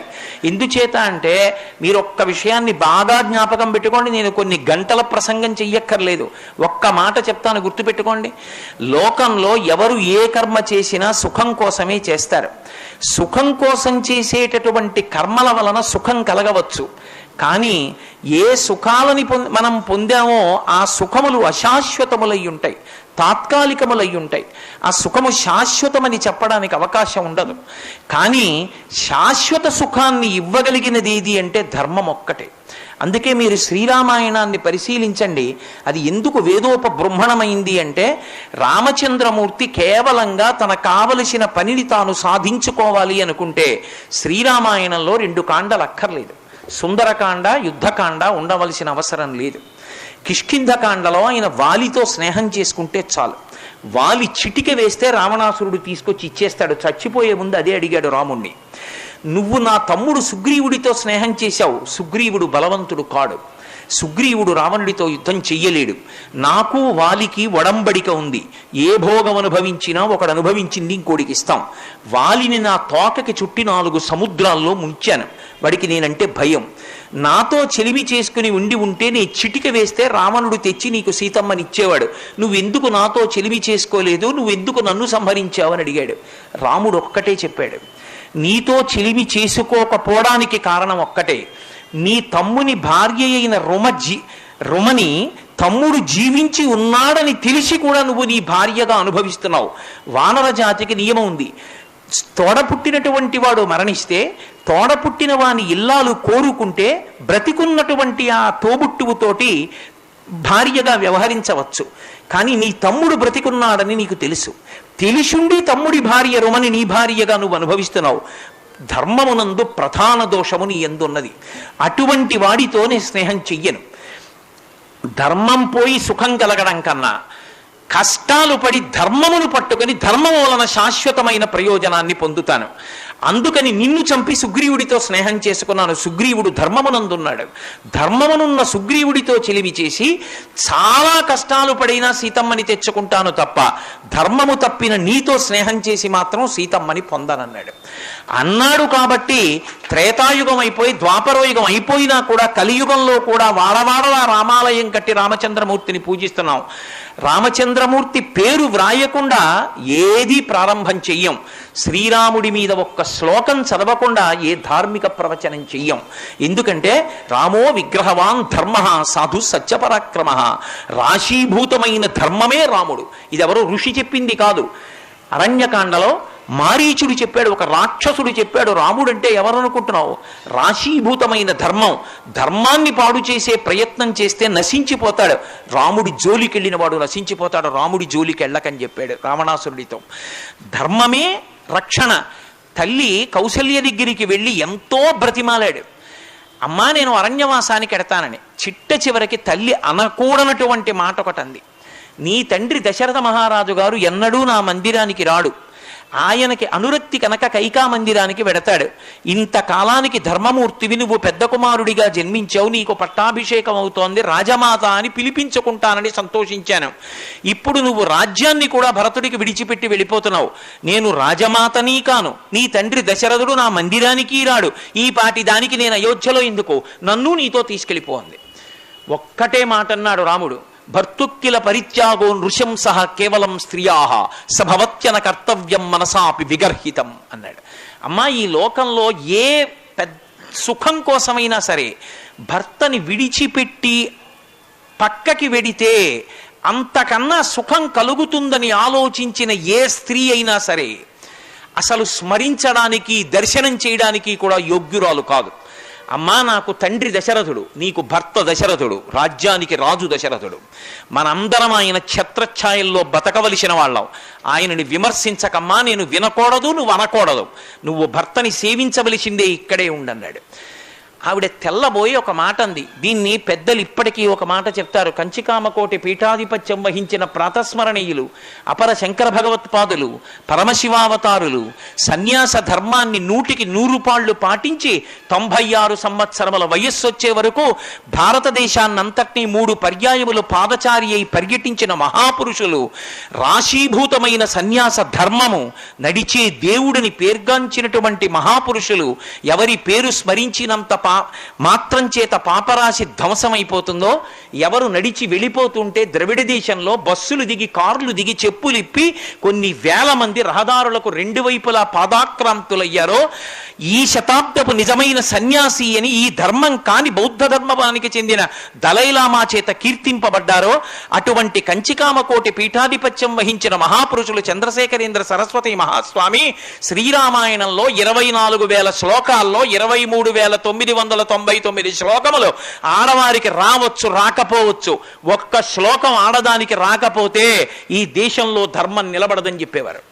అమ్మ పిల్లవాడు ఎక్కడికైనా ప్రయాణం చెయ్యడం మొదలు పెడితే అమ్మ ఇచ్చేది ఏది అంటే సద్యన్నపు మూట కట్టిస్తుంది. డబ్బు తండ్రి ఇస్తాడు, జాగ్రత్త తండ్రి చెప్తాడు. అమ్మ, నాన్న ప్రయాణం ఇంతసేపు పడుతుందిరా, ఆకలేస్తుందని అన్నం మూట కట్టిస్తుంది. శ్రీరామాయణంలో రామచంద్రమూర్తికి కౌసల్యామాత కట్టి ఇచ్చిన సద్యన్నపు మూట అని పిలిచారు పరమాచార్య స్వామి దాన్ని. ఆయన ఆ కౌసల్యాదేవి రాముడు హఠం చేసి ధర్మానికే నిలబడతాను, అరణ్యవాసానికి వెళ్ళిపోతాను అని చెప్పి కౌసల్యతో మాట్లాడుతుంటే సవై రాఘవశార్దూలా ధర్మస్వామభిరక్షతు అంది. ధృత్యాచ నియమేనచ యం పాలయసి ధర్మం తం ధృత్యాచ నియమేనచ సవై రాఘవశార్దూలా ధర్మస్వామభిరక్షతు. రామ, ఏ ధర్మాన్ని ధర్మం ధర్మం ధర్మం ధర్మం అని నువ్వు కొట్టుకున్నావో, ఆ ధర్మం కోసం అన్నీ వదిలిపెట్టేస్తానంటున్నావో, ఆ ధర్మమే నిన్ను కాపాడుగాక. ధృతితో, నియమముతో ఈ ధర్మమునే నీవు పట్టుకొనేదవుగాక అందావిడ. ఎందుకని? ధర్మాన్ని ఆచరించేటప్పుడు ప్రయోజనం వెంటనే కలగచ్చు, కలగకపోవచ్చు. కాసేపు ధర్మాన్ని పక్కన పెట్టేస్తే అనేకమైన సుఖాలు కలుగుతాయని అనిపించవచ్చు. కానీ ధర్మాన్ని పట్టుకున్నవాడు శాశ్వత సుఖాలు పొందుతాడు. ధర్మాన్ని వదిలిపెట్టి సుఖాలు పొందినవాడు ఇక్కడ సుఖపడ్డాను అనుకుంటాడు, కానీ శాశ్వతమైనటువంటి పాపాల మూటని భుజానికి తగిలించుకుని కొన్ని కోట్ల జన్మలు తిరియక్కుగా వెళ్ళిపోయి తనంత తాను చచ్చిపోవడానికి కూడా స్వేచ్ఛ లేని భయంకరమైన జన్మలు పొందుతాడు. మనం తెల్లవారి లేస్తే ఎన్ని ప్రాణుల్ని చూడటం లేదు. మోటార్ సైకిల్కి మొక్కజొన్న పొత్తులు గుత్తి కట్టినట్టు కాళ్ళన్నీ కలిపి గుత్తి కట్టి తీసుకెళ్ళిపోతుంటే ఆ వేగానికి వాటి తలలు ఆ రహదారికి కొట్టుకుంటుంటే పైకెత్తలేక నిత్తురు చిమ్ముతూ అవి ఎంత బాధపడుతున్నాయో. ఏదో జన్మలో చేసిన పాపం పునర్జన్మ సిద్ధాంతమే సనాతన ధర్మమునకు ఆయువు పట్టు. నువ్వు చేసింది నువ్వు అనుభవించవలసిందే, మళ్ళీ శరీరం స్వీకరించాలి. శరీరం స్వీకరించాలన్న భయం నీకుంటే ఒక ఇంట్లో ఉన్న బూర్ల మూకిడికి ఎంత ఆయుర్దాయం ఉంటుందో అంత ఆయుర్దాయం కూడా వ్యక్తికి ఉండదు. మా ఇంట్లో ఓ మూకుడు ఉంది. ఆ మూకుట్లో నాకు తెలిసి మా తాతగారి తద్దినానికి గారులు వండారు. అదే మూకుట్లో మా నాన్నగారి తద్దినానికి గారులు వండించాను. అమంగళకరమైన మాట మంగళకరమైన సభలో నేను అనడం ఎందుకు? ఆ మూకుడుకున్న ఆయుర్దాయం మా ఇంట్లో ఉన్న 3 తరాలకి ఆ మూకుట్లో గారులు వండారు అంటే ఆ మూకుడుకున్న ఆయుర్దాయం మా ఇంట్లో ఉన్న వాళ్ళందరికీ ఉందని చెప్పడం కష్టం. ఆయుర్దాయం తక్కువైనా చాలా గొప్ప జన్మ ఎందుకైంది అంటే శాస్త్రాన్ని పట్టుకుని అనుష్ఠించగలిగిన జన్మ మనుష్య జన్మ ఒక్కటే. వేదాన్ని ప్రమాణంగా తీసుకుని, శాస్త్రాన్ని ప్రమాణంగా తీసుకుని మంచి తెలుసుకుని ఆ ప్రమాణవాక్యాన్ని పాటించగలిగినటువంటి అర్హత పొందినటువంటి జన్మ కేవలము నరజన్మయే. అందుకే రాముడి జీవితం మొత్తం మీద రాముడు ఎప్పుడు మాట్లాడినా మీరు 24,000 శ్లోకాల్ని రామాయణాన్ని పెద్ద కాగడా తీసుకొచ్చి వెతికి చూడండి. రామా ఈ పని ఎలా చెయ్యాలని అడిగితే రాముడెప్పుడు నేను ఇలా అనుకుంటున్నాను అందుకని మీరు ఇలా చెయ్యండి అని చెప్పడు. రాముడు ఎప్పుడు చెప్పినా ఒకటే మాట చెప్తాడు, మీరు ఈ పని చెయ్యండి. ఎందుకు చెయ్యాలో తెలుసా? శాస్త్రం ఇలా చెయ్యమని చెప్పింది, అందుకు చెయ్యండి అని చెప్తాడు. మనకి రామరాజ్యము రామరాజ్యము అని ఒక మాట మాట్లాడుతుంటారు. రామరాజ్యం అనేటటువంటిది కేవలము రాముడే స్థాపించగలిగినదైతే, రామరాజ్యం రాముడు ఒక్కడే తేగలిగినదైతే రామరాజ్యం మళ్ళీ వస్తుందనేటటువంటి మాట అనడం ఇంకా సాధ్యం కాదు. మళ్ళీ రాముడు వస్తే రామరాజ్యం వస్తుందనాలి. కానీ ఆయన పరిపాలించినప్పుడు రాజ్యం రామరాజ్యం అంటారు. రాముడు లేకపోయినా రాజ్యం రామరాజ్యం ఎందుకైంది అంటే, రామరాజ్యము అన్న మాట ఎందుకు వచ్చింది అంటే, రాముడు పరిపాలన చేసేటప్పుడు శాస్త్రాన్ని ప్రమాణంగా చేసుకుని పరిపాలించాడు, వేదాన్ని ప్రమాణంగా చేసుకుని పరిపాలించాడు తప్ప తన స్వబుద్ధితో తనకి తోచిన సిద్ధాంతాలను ప్రవేశపెట్టి పరిపాలించలేదు. శాస్త్రప్రోక్తమైన పరిపాలన చెయ్యడమే రామరాజ్యం. రామరాజ్యంలో దొంగల భయం లేదు, పెద్దవాళ్ళు పిల్లలకి తద్దినం పెట్టడం లేదు, ప్రమాదాలు జరగడం లేదు, విధవలుగా ఆడవాళ్లు ఉండడం లేదు, బిడ్డలు పుట్టకపోవడం అన్నది లేదు, యజ్ఞయాగాదులు సమృద్ధిగా జరుగుతుండేవి, నెలకి 3 వర్షాలు పడుతుండేవి, పాడి పంటలతో రాజ్యమంతా సుభిక్షంగా ఉండేది. అంటే రాముడు శాస్త్రాన్ని ప్రమాణంగా తీసుకుని పరిపాలించాడు కాబట్టి ఆ దేవతలందరూ అనుగ్రహించారు. శాస్త్రాన్ని ప్రమాణంగా తీసుకుని పరిపాలకులు పరిపాలించడం ఆపేస్తే ఏ దేవతలు అనుగ్రహించరు. ధర్మచక్రము అని వేదంలో ఒక చక్రం, ఎప్పుడూ ఆ చక్రం తిరుగుతూనే ఉండాలి.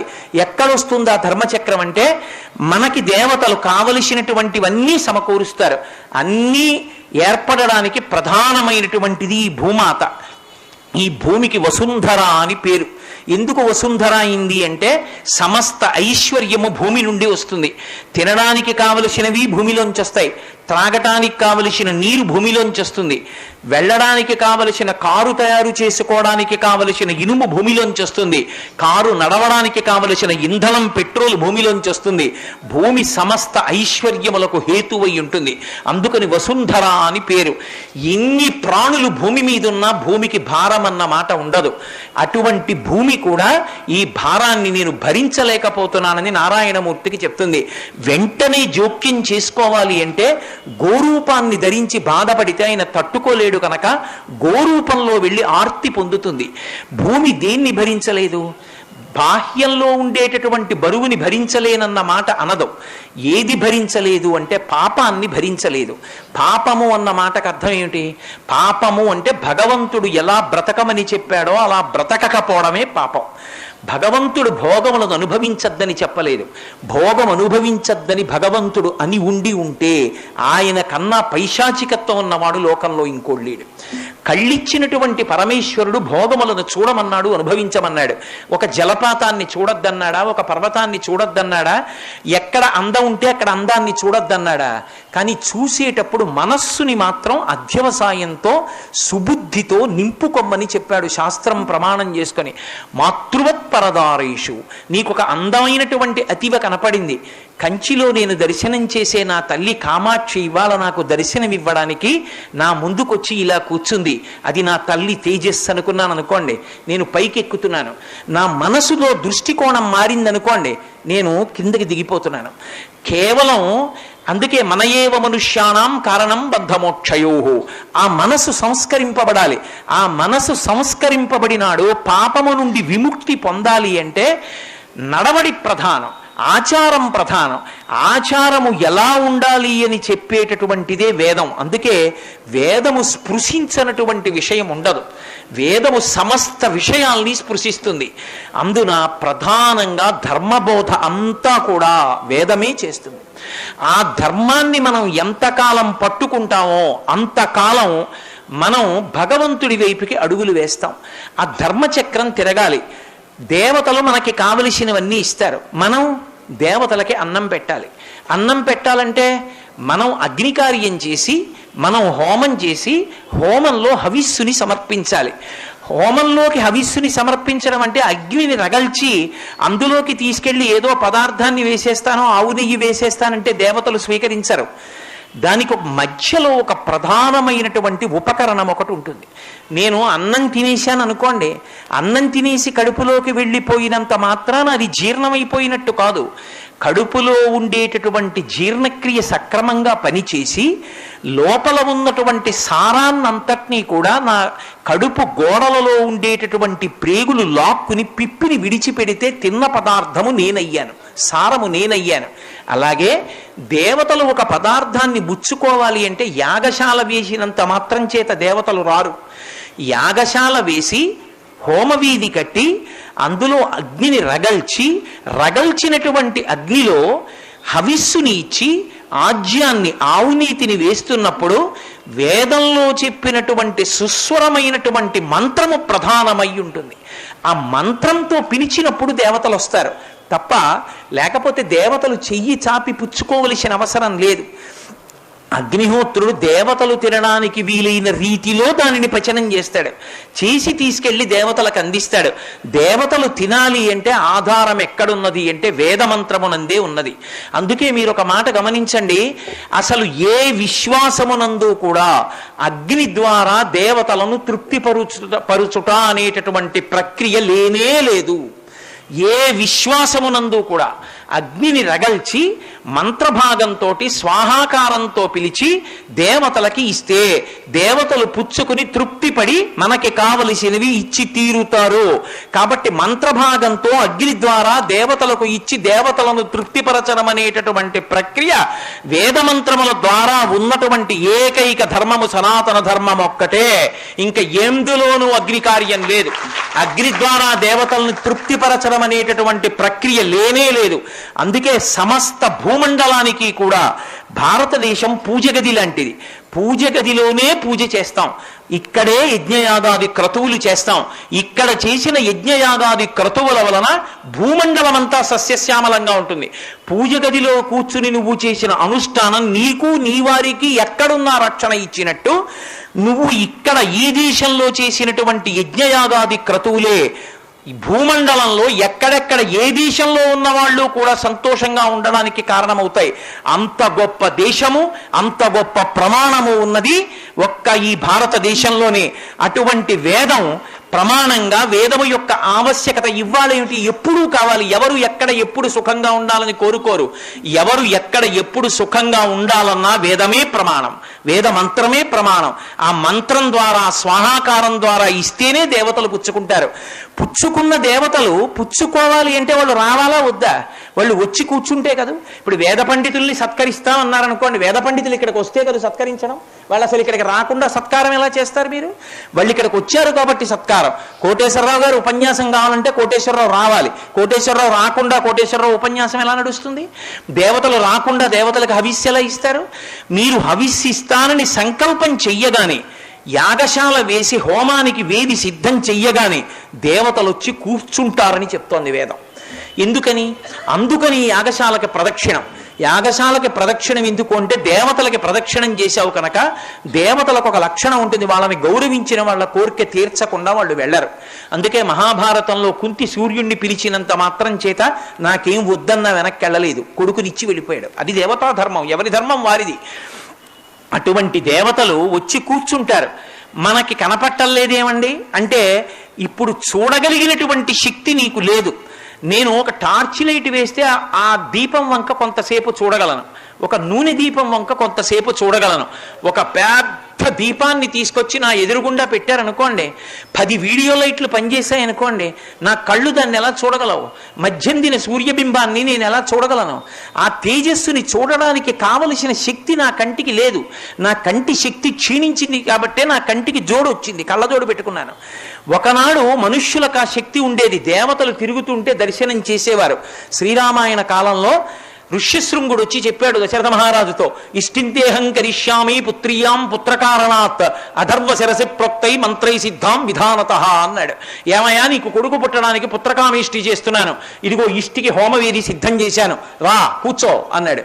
హవిస్సిస్తాడు దశరథ మహారాజు గారు అని సంకల్పం చెయ్యగానే దేవతలందరూ వచ్చి కూర్చున్నారు మంటపంలో. రారనడానికి మీకు ప్రమాణం ఎక్కడుంది? వచ్చి కూర్చున్నారు కాబట్టే చతుర్ముఖ బ్రహ్మగారు కూడా వచ్చాడు. బ్రహ్మగారు సృష్టికర్త పితామహుడు, ఆయన వచ్చాడంటే ఆధ్యక్షమైంది. ఆయన వచ్చాడు కాబట్టి దేవతలు నించున్నారు. ఆయన కనపడ్డప్పుడు కష్టాలు చెప్పుకున్నారు. అందరూ ఒకటే మాట చెప్పారు, నైనం సూర్య ప్రతిపతి వార్ష్వే వాతిన మారుత చలోర్మివాలి తం దృష్ట్వా సముద్రోపి నకంపతే. సముద్రంలో కెరటాలు రాకూడదు, సూర్యుడు గట్టిగా ప్రకాశించకూడదు, గాలి వెయ్యకూడదు. రావణాసురుడు సృష్టికి ప్రతి సృష్టి చేస్తున్నాడు, ఈశ్వర శాసనాన్ని ఉల్లంఘిస్తున్నాడు, నువ్వు ఇచ్చిన వరంతో ఎలా చచ్చిపోతాడని అడిగాడు.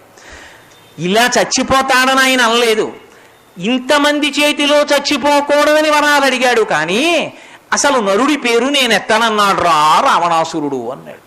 నరుడి పేరు నేను ఎత్తనన్నాడనేటప్పటికీ నరుడి చేతిలో చచ్చిపోతాడు కనుక మేము నరులం కాబట్టి మేము చంపేస్తామని ఎక్కడ లేచిపోతారో వీళ్ళు ఎక్కడ రావణుణ్ణి చంపగలరని దయామూర్తి అయినటువంటి శ్రీ మహావిష్ణువు సభలోకి వచ్చి కనపడ్డారు.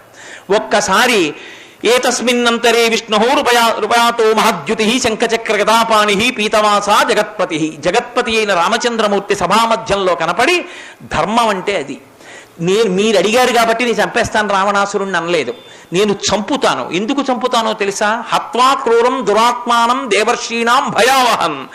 వేదాన్ని నమ్ముకుని తపస్సు చేసుకుంటున్న ఋషుల్ని భయపెడుతున్నాడు కాబట్టి నేను రావణాసురుణ్ణి చంపేస్తాను, నేను నరుడిగా వస్తానన్నాడు. అంటే ఒక యజ్ఞం చేసేటటువంటి ప్రాంగణంలో దేవతలు కూర్చోబట్టేనా రామావతారం వచ్చింది? అందుకనేనా దేవతలందరూ బ్రహ్మగారితో మాట్లాడగలిగారు? అంటే యజ్ఞం చేస్తున్నామని సంకల్పం చేస్తే అక్కడికి దేవతలందరూ వస్తారన్న మాట పరమసత్యమా కాదా? నాకు కనపడరేమండి అంటే, కనపడడానికి యోగ్యమైతే అనుష్ఠాన బలం నువ్వు పెంచుకో, నీకు ఎందుకు కనపడరు? నువ్వు అనుష్ఠాన బలం పెంచుకోకుండా నాకెందుకు కనపడరండి అంటే ఎలా కనపడతారు? అక్షరం ముక్క రానివాడు నాకు మ్యాథమెటిక్స్లో పెద్ద పెద్ద డాక్టరేట్కి సంబంధించిన సిద్ధాంతాలు నాకు ఎందుకు అర్థం కావట్లేదండి, ఈ పుస్తకంలో అవన్నీ ఉన్నాయని నేను నమ్మనంటే, నీకు అక్షరం ముక్క రాదు కాబట్టి గణిత శాస్త్రంలో సిద్ధాంతాలు లేవంటావా? నీకు చేత కాదని చెప్పు, దేవతలు రాలేదని చెప్పకు, దేవతల్ని చూడగలిగిన శక్తి నీకు లేదని చెప్పు, నీకు ఆ అనుష్ఠాన బలం లేదని చెప్పు. అనుష్ఠాన బలం కోల్పోయిన దేవతలు మాత్రం జ్యోతిస్వరూపంతో వస్తారు. అది మంత్రానికి ఉన్న బలం, అది ఋషిప్రోక్తం. ఆ మంత్రంతో పిలిస్తే దేవతలు రావలసిందే, వచ్చి పుచ్చుకోవలసిందే. పుచ్చుకుని వాళ్ళు స్వాహ అంటూ హవిస్సిస్తే, అగ్నిహోత్రుడు పట్టుకెళ్ళిస్తే ఆ దేవతలు తిని వాళ్ళేం వెంటనే తినేసి వెళ్ళిపోరు, వాళ్ళు ప్రత్యుపకారం చేస్తారు, వర్షం కురిపిస్తారు. అది ధర్మచక్రం. మనం యజ్ఞం చెయ్యాలి, స్వాహాకారంతో మంత్రం చెప్పాలి, దేవతలు పుచ్చుకోవాలి, దేవతల కడుపు నిండాలి, దేవతలు వర్షం కురిపించాలి, మనకు అన్నం దొరకాలి, మనం ఆ అన్నం తిని మళ్ళీ యజ్ఞం చెయ్యాలి, యజ్ఞంలో దేవతలకు అన్నం దొరకాలి, మళ్ళీ దేవతలు వర్షం కురిపించాలి. ఈ ధర్మ చక్రం ఆగిపోకూడదు. ఆగిపోకుండా ఉండాలి అంటే, యజ్ఞయాగాది క్రతువులు జరుగుతూనే ఉండాలి అంటే వేద మంత్రము నడుస్తూనే ఉండాలి, వేదం నడుస్తూనే ఉండాలి, వేదశాస్త్ర పరిషత్తులు నడుస్తూనే ఉండాలి, వేద పండితులు తమ శిష్యులకి వేద పాఠాన్ని చెప్తూనే ఉండాలి, స్వరంతో నేర్చుకుంటూనే ఉండాలి. లోకంలో ఎక్కడైనా మీరు చూడండి, మంత్రం ఉన్నది అంటే అది పెదవులు కదపకుండా లోపల ఎంత జపం చేస్తే అంత శక్తి. కానీ ఒక్క వేదానికి సంబంధించినంత వరకు మాత్రం దాని అర్థం తెలుసా తెలియదా అన్న దానితో కూడా సంబంధం లేదు. స్వరంతో వేదమంత్రాలు పైకి చదివితే చాలు, ఆ శబ్ద ప్రకంపనలు ఎంత దూరం ఎడతాయో అంత దూరం వాతావరణం అంతా శుద్ధమైపోతుంది. దేవతలందరూ అనుగ్రహిస్తారు. శ్రావణ మాసం విష్ణు తారకం, విష్ణువు అనుగ్రహించాలి, స్థితికారుడు. ఆయన అనుగ్రహిస్తే వర్షాలు పడతాయి. శ్రావణ మాసంలో వేదశాస్త్ర పరిషత్తులు ఎందుకు నిర్వహించాలో మహాస్వామి చెప్తూ ఉండేవారు. ఒకవేళ వేదశాస్త్ర పరిషత్తుల నిర్వహణకి వెళ్ళలేకపోతే మీ ఇంట కూర్చుని మీరు ఆమ్నాయం చెయ్యండి వేదం అని చెప్తుండేవారు. దాని వలననే వర్షాలు పడతాయని చెప్తుండేవారు మహానుభావుడు. కాబట్టి ఆ వేదమే, ఆ వేద మంత్రమే సమస్తమునకు కారణం. వేదం చదువుకోని వాడి సంతోషానికి వేదమే కారణం, వేదాన్ని విమర్శించిన వాడు బతకడానికి వేదమే కారణం. వేదం చదువుకున్నవాడు మహాత్యాగి, వేదమంత్రం నేర్చుకున్నవాడు తాను బ్రతికినవాడు కాడు, 100 మందిని బ్రతికిస్తున్నవాడు, ఈ లోకాన్ని బ్రతికిస్తున్నవాడు. అందుకే భూసురుడు ఈ భూమి యందు దేవతాస్వరూపంతో తిరుగుతున్నాడు. తన కంఠాన్ని, తన ఊపిరిని ఆ స్వరం కోసం, ఆ మంత్రం కోసం ఆయన పణంగా పెట్టేసి అలా ఆమ్నాయం చేస్తూ వాతావరణాన్నంతటినీ శుద్ధి చేస్తున్నవాడు. భోపాల్లో గ్యాస్ లీక్ ట్రాజడీ జరిగినప్పుడు ఒకే ఒక ఇంట్లో హోమం జరుగుతోంది. హోమం జరుగుతున్నప్పుడు ఆవు పేడ పిడకలతో హోమం జరుగుతోంది. ఆ ఒక్క ఇంట్లో ఉన్నటువంటి వాళ్ళు మాత్రం స్పృహ తప్పలేదు. స్పృహ తప్పలేదు అంటే కేవలం గోమయంతో చేసిన పిడకల గొప్పతనం కాదు. ఇవాళ రేపు ఓ కొత్త ప్రక్రియ మొదలెట్టారు. యజ్ఞంలో వాడిన సంభారముల వలన మేఘములు వస్తాయా అంటున్నారు. యజ్ఞములో వాడిన సంభారముల వల్ల మేఘాలు వస్తే చలిమంటల్లా మంటలేసి మంటల్లో పదార్థాలు పోయొచ్చు. అది కాదు, మంత్రం గొప్పది. ఆ మంత్రంతో పదార్థం సమన్వయమై అగ్నిహోత్రంలో పడితే దేవతలు తృప్తి పొందుతారు తప్ప మంత్రం లేకుండా నువ్వు అగ్నిహోత్రంలో వేస్తే తృప్తి పొందరు. అందుకని వేదం అవసరం వచ్చింది. అందుకని వేదం యొక్క గొప్పతనం వచ్చింది. ధర్మచక్రం తిరగడానికి కారణం వేదమై ఉన్నది. ఆ వేదం లేని నాడు ధర్మం అన్న మాట లేదు. ధర్మం అనేటటువంటి మాట వర్ణాన్ని ఆశ్రమాన్ని ఆశ్రయించి ఉంటుంది. వర్ణము 4 వర్ణములలో, చాతుర్వర్ణములలో ఒక్కొక్క వర్ణములలో ఒక్కొక్కళ్ళు పుడతారు. ఏ వర్ణములో ఉన్న వారి ధర్మము ఆ వర్ణములోని వారికి ఉంటుంది. ఇవాళ లోకంలో ఒక విపరీత పోకడ బయలుదేరింది. వేదాలన్నీ బ్రాహ్మణులు చదువుకుంటున్నారు, పురాణాలు బ్రాహ్మణులు చదువుకుంటున్నారు, శాస్త్రాలు బ్రాహ్మణులు చదువుకుంటున్నారు, పూజలు బ్రాహ్మణులు చేయిస్తున్నారు. దాని చేత వాళ్ళొక్కళ్లే సమాజంలో అగ్రస్థానంలో నిలబడే ప్రయత్నం చేస్తున్నారు. వేదాలు మేము ఎందుకు చదవకూడదని. మీతో నేను ఒక్క మాట మనవి చేస్తాను, జ్ఞాపకం పెట్టుకోండి. వేదములు చదువుకోవడం అనేటటువంటిది ఎంతో త్యాగంతో కూడుకున్నటువంటి విషయం. ఇందులో ఇక్కడ ఇంతమంది వేద పండితులు ఉన్నారు, ఇన్ని దోమలు కుడుతున్నాయి. నేను ఇక్కడ ఉపన్యాసం చెప్తూ ఎన్నో మాటలు కాళ్ళు రాసుకుంటున్నాను. దోమలు కుడుతున్నా ఒక్కరు పైన అంగీ వేసుకున్న వాళ్ళు ఉన్నారా? వాళ్ళ జీవితాల్లో అంగీ కూడా వేసుకోకుండా పైన ఉత్తరీయం ఒక్కటే వేసుకుని గోచి పోసి పంచ కట్టుకుని వేదమంత్రాలు చదువుకుంటూ హోమాలు చేస్తూ యజ్ఞాలు చేస్తూ ఆ పొగల దగ్గర కూర్చుని మంటల దగ్గర కూర్చుని లోకోపకారం కోసం బ్రతకడం, 3 కాలముల యందు సంధ్యావందనం చేయడం, గాయత్రీ మహామంత్రాన్ని అనుష్ఠానం చేయడం, దొరికిన దానితో తృప్తిగా బ్రతకడం అందరికీ సాధ్యమయ్యే విషయం కాదు. మీరొక్కటి గుర్తుపెట్టుకోండి, బ్రాహ్మణులు ఒక్కరే తరిస్తారని వేదాలలో లేదు. ఏ వర్ణము వారి ధర్మం ఆ వర్ణం వారు పట్టుకుంటే అందరూ తరిస్తారు. మహాభారతంలో వరుణలోకాన్ని చూపించి చెప్తాడు. ఈ వరుణలోకంలో శూద్రులు కూడా వచ్చి వాళ్ళ ధర్మాన్ని అనుష్ఠించినందుకు వచ్చి కూర్చున్నారు అన్నారు. నేను వివరణ చేయడం ఇప్పుడు సభలో సాధ్యం కాదు, కానీ నేను వేదమాత పాదాల సాక్షిగా మీతో ఒక మాట చెప్తున్నాను. ఒక బ్రాహ్మణుడిగా తరించడం కన్నా ఒక శూద్రుడిగా తరించడం చాలా చాలా తేలిక. నేను చెప్తున్నది పరమ సత్యం కాదని ఇంతమంది వేదం చదువుకున్న పెద్దలను అనమనండి. చాలా కష్టం ఒక బ్రాహ్మణుడిగా తరించడం. ఎంత కష్టమో బ్రాహ్మణుడి జీవితం. ఎంత కష్టంలో ఉన్న చచ్చిపోతూ ఉంటే సంధ్యమంత్రం అని సామెత. తన ప్రాణం పోతుంటే ఇంకా ప్రాణం కొట్టుమిట్టాడుతోంది కాబట్టి కొడుకు పక్కన కూర్చుని సంధ్యావందనం చేసి నోట్లో తీర్థం పోయాలి. తణుకొచ్చి ఉపన్యాసం చెప్పాలంటే సాయంకాలం వచ్చి ఎవరిల్లో వెతుక్కుని వాళ్ళ ఇంట్లో స్నానం చేసి సంధ్యావందనం చేసుకుని అర్ఘ్యం ఇచ్చుకుని నేను ఉపన్యాసానికి వచ్చాను. ఒక బ్రాహ్మణుడిగా పుట్టి ఉండకపోతే తన యొక్క జీవితం వేరు, బ్రాహ్మణుడిగా పుట్టిన తరువాత తన జీవితం వేరు. ఒక బ్రాహ్మణుడిగా పుట్టి బ్రాహ్మణుడిగా శాస్త్రాన్ని పట్టుకుని ఉండడం కష్టం కాబట్టి అలా బ్రతకగలిగిన కొంతమందికి అప్పచెప్పి మీరు మార్గదర్శకులు కండి అని శాస్త్రం ఉద్దేశించింది తప్ప ఎవరిని తక్కువ చేయడం కానీ, ఏదో ఒక వర్ణం వాళ్ళు వేదం చదువుకుంటే వాళ్లే తరిస్తారు మిగిలిన వాళ్ళు తరించరు అని మీరు అనుకుంటే చాలా పొరపాటు. మహాభారతంలో రాజాధిరాజులు కూడా ధర్మశాస్త్రం వినవలసి వస్తే విదురుణ్ణి పిలిచి విన్నారు. విదురుడు ధర్మశాస్త్రం చెప్పలేదా? ఎంతమంది 63 మంది నాయనార్లలో దొంగలున్నారు, ఎంతమంది పరమేశ్వరుణ్ణి చేరలేదు? అంతవరకు ఎందుకు? ఇప్పటికీ ఆంధ్రదేశంలో ప్రఖ్యాతమైన వాయులింగం ఉన్న క్షేత్రంలో బోయ తిన్నడు భక్తికి పరాకాష్ట. తిన్నడు ఏ కులానికి చెందినవాడు? తిన్నడు పరమేశ్వరుణ్ణి చేరుకోలేదా? భక్తి ఉండాలి, శాస్త్రం పట్టుకోవాలి. వర్ణాన్ని ఆశ్రయించి ఏ వర్ణ ధర్మం ఆ వర్ణాన్ని ఉంటుంది, ఆశ్రమాన్ని బట్టి ధర్మం ఉంటుంది. మీరు ఒక్కటి బాగా జ్ఞాపకం పెట్టుకోండి, ధర్మం ఇప్పుడు ఒకలా ఉండేది కాదు. ప్రతి క్షణం మారిపోతుంది ధర్మం.